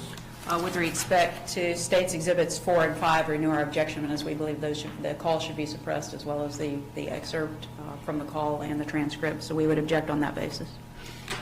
Relates to whether the court will consider Exhibits 4 and 5 that will be tied to the order of suppression as to all other matters. Is there any objection? No, Judge. Court reserves whether Exhibits 4 and 5, and I believe which other ones were you contesting? Just 4 and 5. 4 and 5 will be admitted. All other exhibits offered by the state for the purposes of Arthur and bond will be admitted at this time. Ms. Dugan, do you have all of these available? I do. The The letter. can approach. Okay. and then 1 through 7 are all on flash drive. And the state's provided us, I downloaded a copy of the thumb drive earlier, so we have those as well. All right, Ms. Dugan, you may make your final argument concerning the Arthur Standard and also bond. Yes, sir. I guess I'll go with Arthur Standard first. As to state to the transcripts from Charlie Adelson's trial, I think that the parts of these trial that were most relevant to whether we've met the standard in Donna Adelson's case are the emails that show Donna Adelson's motivation to commit the crime when she voices her hatred towards Dan Markel, strategizes ways to get Wendi Adelson and her sons to live in South Florida. The thousands of dollars worth of checks we saw in that trial that were written to Magbanois, signed by Donna Adelson when Magbanois never worked for the family in any capacity. Magbanois' testimony that Charlie Adelson was about her being the middleman between Charlie Adelson and the hitman for this murder, and how on July 18th, 2014, which was the night of the murder, that Charlie gave her money at his home, which she then delivered to the hitman. Magbanois saying that she learned that night, the night of July 18th, that Charlie Adelson and his parents had just been at the home. It was her understanding that Donna Adelson had washed the money and the money was damp. For the State's Exhibit 3, which is the travel analysis, basically these slides show that Donna Adelson and Harvey Adelson's travel from their home in Miami to Orlando on the night of July 18, 2014. At a certain point, Donna Adelson texts Charlie Adelson, "I'm outside your house," or "outside your house." Charlie Adelson then responds a little while later with 10 minutes. Cell tower analysis shows that Charlie Adelson is inconsistent with his house 10 minutes later, and when you look at the time it took for Donna Adelson to travel from the area of Charlie Adelson's home to the next point with location data for her north of Charlie Adelson's home, it shows that it should be about a 45-minute trip, but it shows that it took her 1 hour and 54 minutes. That shows there was 1 hour and 9 minutes unaccounted for during the time when she would have been waiting for Charlie Adelson at his house and could have stayed there for about half an hour once he arrived. And that could be consistent with her taking some of the money to Charlie Adelson's home, as Magbanois describes. Exhibit 4 is the open line jail call we've already heard today. On page 8, she does say, after speaking with Dan this morning, after knowing what they're thinking up there, I don't know if we'll make it out in time, I really don't, but Dan says you make it to the airport or they may stop you. It could happen, but it's worth a try. She then says on page 16 that they've looked it up over and over because things change, whether there's extradition from Vietnam. They could go to Korea or China because there's no extradition there. We are looking for places where there's no extradition. State's Exhibit 6, which is the chat with Vietnam Visa on WhatsApp. In that first message, that service tells Donna Adelson that all of the messages are encrypted and no one can read them. She began on this WhatsApp trying to get the visas during the afternoon of November 7th. That's less than 24 hours after the trial transcripts and State Deposit 2 reflect that there was a jury verdict in Charlie Adelson's trial. Donna Adelson says in that conversation that she needs an emergency fast-track visa for her and her husband. When given the option of 30 or 90-day visa, she chooses 90, unless she can only do 30, and in that case, she'll do it and just extend it. She then sends passport pictures and pays for the visas. Several days later, she says to the service that she's getting nervous because she hasn't received the visas yet, and she's typing all of that in all caps. She says her flight is booked at that point, which is the one-way trip to Vietnam with the layover in Dubai. That's within days of Charlie Adelson's verdict. The chat shows then that she got the visa just in time, I think the day before the flight, and then she ended up being arrested on the jetway in Miami right before she boarded the one-way trip to Vietnam. We also have the excerpts from the WhatsApp with Charlie Adelson, State's Exhibit 7. This is a conversation that the court has seen before. We've had a motion hearing about it, I believe, where basically we were able to get these messages in 2023 when Donna Adelson was arrested and we seized her cell phone. This is from the WhatsApp with Charlie Adelson on her phone. These are WhatsApp messages, though, that occurred in August of 2016. And there's a conversation between Charlie Adelson and Donna Adelson where Charlie Adelson is basically workshopping ideas that maybe the killer was a coke dealer and that Danny was just buying drugs from him. And in they don't mention anything about extortion, which ended up being Charlie Adelson's defense at trial, that he didn't intend for this to happen, that he was extorted, and that he didn't do this. And finally, the letter from the Markel family. Given the totality of the evidence in this case, the state does meet the burden under Arthur. The state has met its burden for every defendant who has been charged in this case and had an Arthur hearing. They have all been held in custody until trial, and none of them tried to flee to a non-extraditable country to avoid being charged before arrest. If court somehow believes the state falls short, though, the defendant should still be held no bond because she is absolutely a flight risk, given her past actions. More so now than ever, now that she has actually been charged. What we saw her talking about on the jail call and doing in the visa chat and going to the airport for and being arrested there, that was all before she was even arrested, when she just knew that the charges were coming. Now she has been charged, she is facing life in prison, so I think she's more of a flight risk than ever when you consider a totality of all of that information. As to the bond argument, we heard from, the Mike Hayden, who's the medical administration. All of the defendant's complaints have been evaluated. Medical staff has treated them. She's been able to see a doctor in a day or two. That is faster than most of us who are out of custody could see our doctors. She was given Band-Aid and Neosporin for the cut on her arm when she bumped into the laundry machine. Sometimes accidents like that happen, and that could also happen to her out of custody as well as it could happen to her in custody, to bump into something and get a cut. We heard about her breathing and pain issues. Doctors ordered x-rays to make sure nothing more was going on, and the x-rays were negative. Medical staff can provide treatment for any medical needs, whether it be on-site or them having to go to a hospital, but they also need evidence of what's wrong and what needs to be treated beyond the inmate just saying that they hurt. And to see a specialist, there does need to be a necessity. If there's a necessity, Leon County Jail will recognize that and make the necessary referrals. Ms. Adelson has complained about the jail being too loud. The food is not good, but she is in jail. It's not the Four Seasons. All of her necessities are being met, and she should she bring a medical necessity to the staff's attention, they will continue being met. As far as security is concerned, she wouldn't provide the identity of the inmate that caused the concern. If she would, then she could remain where she is while the other inmate is taken out. However, because she won't disclose, the only option right now is her being in protective custody. But as she did tell the investigator, that does, even though I'm sure it's not very exciting, its downsides, it is a quiet place where she can prepare more for trial. And so she's saying that she prefers that right now.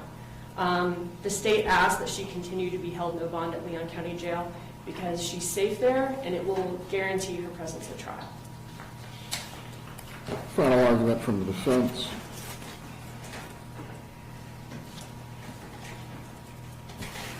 With respect to Arthur and every other defendant prior to Ms. Adelson being held and Arthur being met, Ms. Adelson isn't the prior folks. She's not the ones who showed up at Markel's residence with a firearm who planned to kill him and then did shoot him at very close range and take his life. She's not them.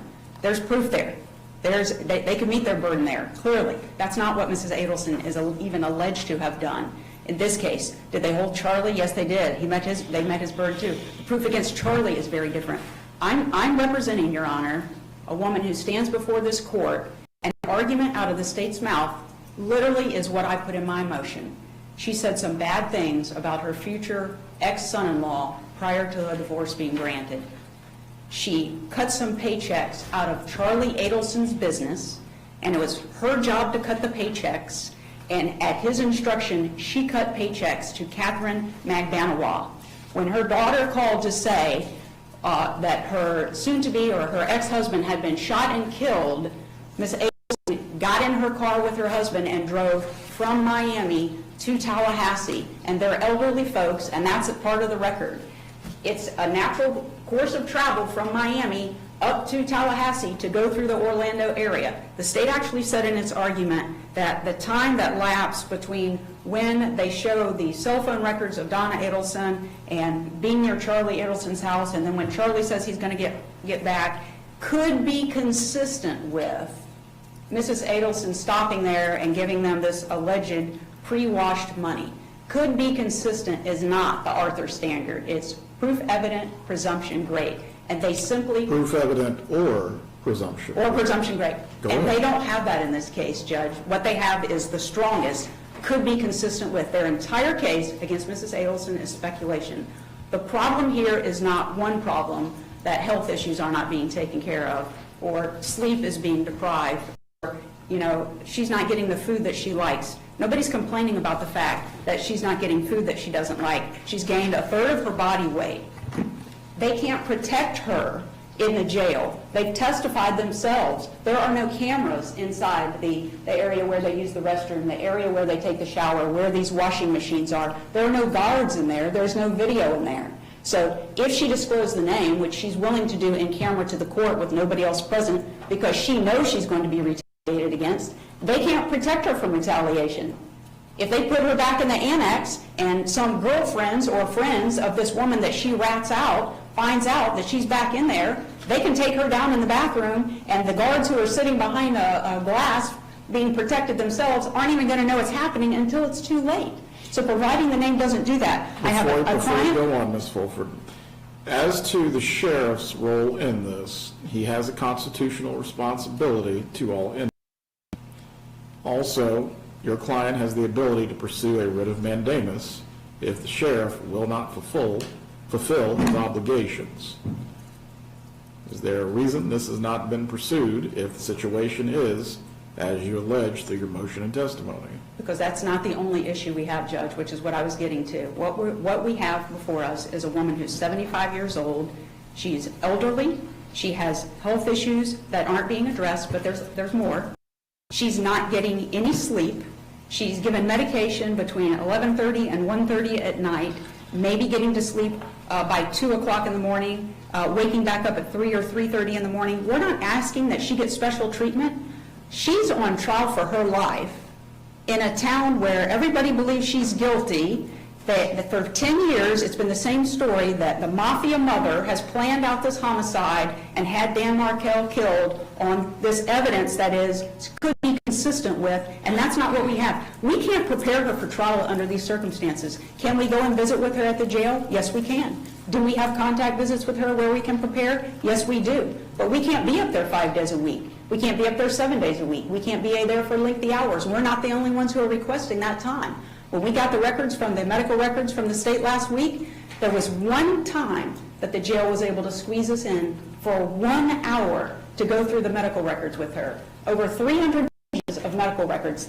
And we had other things to do in that time for us to meet with her. And I'm not criticizing the sheriff's office, and I'm not criticizing the jail. The circumstances are what the circumstances are. But if she remains in the jail, we simply cannot have her prepared to testify and assist with preparation of her defense. I cannot have an attorney-client privilege call with her there. It's the most frustrating thing in the world, this phone system that they have. They say that it's not recorded, and we get cut off. It says we're making third-party calls. Neither one of us has made a move.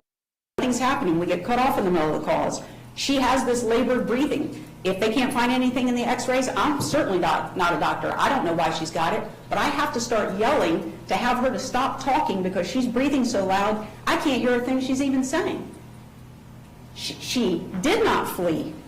She did not flee prosecution. She was told, and witnesses for her were told, there was no prosecution. There was no warrant for her arrest. That was perfectly fine, and the state knows this. Their own investigator told a family friend, there's no warrant. They can travel.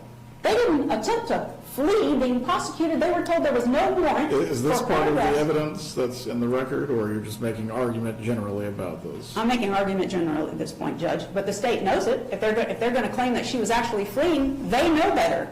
They know that their own office said it was okay for her to travel. And where did she get to? Absolutely nowhere. And they have absolutely zero evidence to rebut her testimony that she was not going to flee prosecution. She was just going to get away to clear her head. In fact, she thought she wasn't being charged. And that's all the evidence that she had. Now, if we were coming before you and she had actually fled and someone had to bring her back, I wouldn't put my name on a motion saying, give us a bond. But this isn't the first time that people have gotten a bond. Even people who fail to appear ultimately get bonds sometimes. Your Honor's aware of that. That does take place. People who violate their can get put back out while they're their hearing is pending for that violation of probation. If she has already surrendered her passport, she doesn't have a visa, she agrees not to drive, an electronic monitor is placed on her, she resides in Leon County, has to check in with pretrial as many times as you say she has to check in, can only leave for limited purposes, she's not going anywhere. And we're not asking, let's let her go back to Miami where she has an international airport that she can hop on and be gone before anybody knows that her bracelet is going off. We're asking that she be held right here, that she be court-ordered to stay here with a monitor on, be allowed to be away from that home, to go to doctor's visits, get any medical treatment that she needs, come to court, be with her lawyers, and prepare her trial.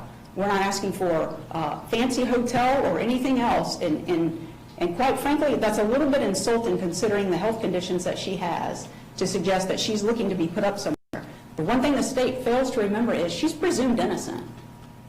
No, the Leon County Jail is not a Four Seasons hotel, but she's not supposed to be punished yet, right? She hasn't been convicted of anything.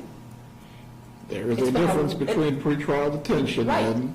And she's been punished at this point. When you take not one of these things, but all of these things together, she doesn't stand a chance of being actually ready to testify for trial. That cannot take place under the conditions that she's facing. She's in extreme pain. She's not getting any sleep. Her diet is garbage. It's just not going to happen, Judge. And you know, if we were asking for something lenient, I could see the state's opposition. But we're not. We're asking for you to hold her outside of the jail in the most stringent conditions she could possibly be monitored, just to allow her to be with her attorneys, get her doctor's appointments, and get ready for the trial that her entire life depends upon. And I would argue the state has not met its burden. Thank you. Very well. I will review the admitted exhibits before making a ruling. We are in recess. This concludes the hearings. You may take Mrs. Adelson downstairs. Thank you, Your Honor. Thank you, Judge.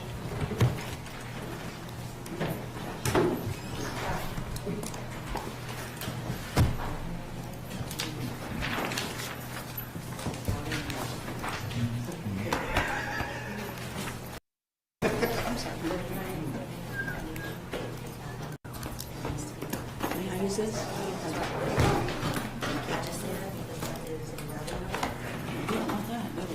Thank you. You think I need to copy it too, because you can see through it? Bailiffs, please assist her out. Okay. Everyone else can step out of the courtroom at this point. We are done.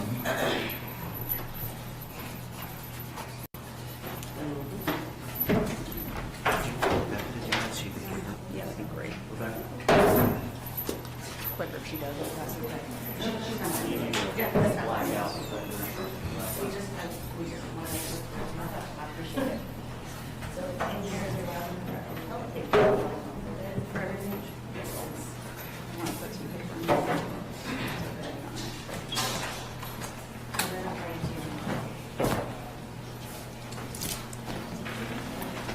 Just do that, and then we'll talk.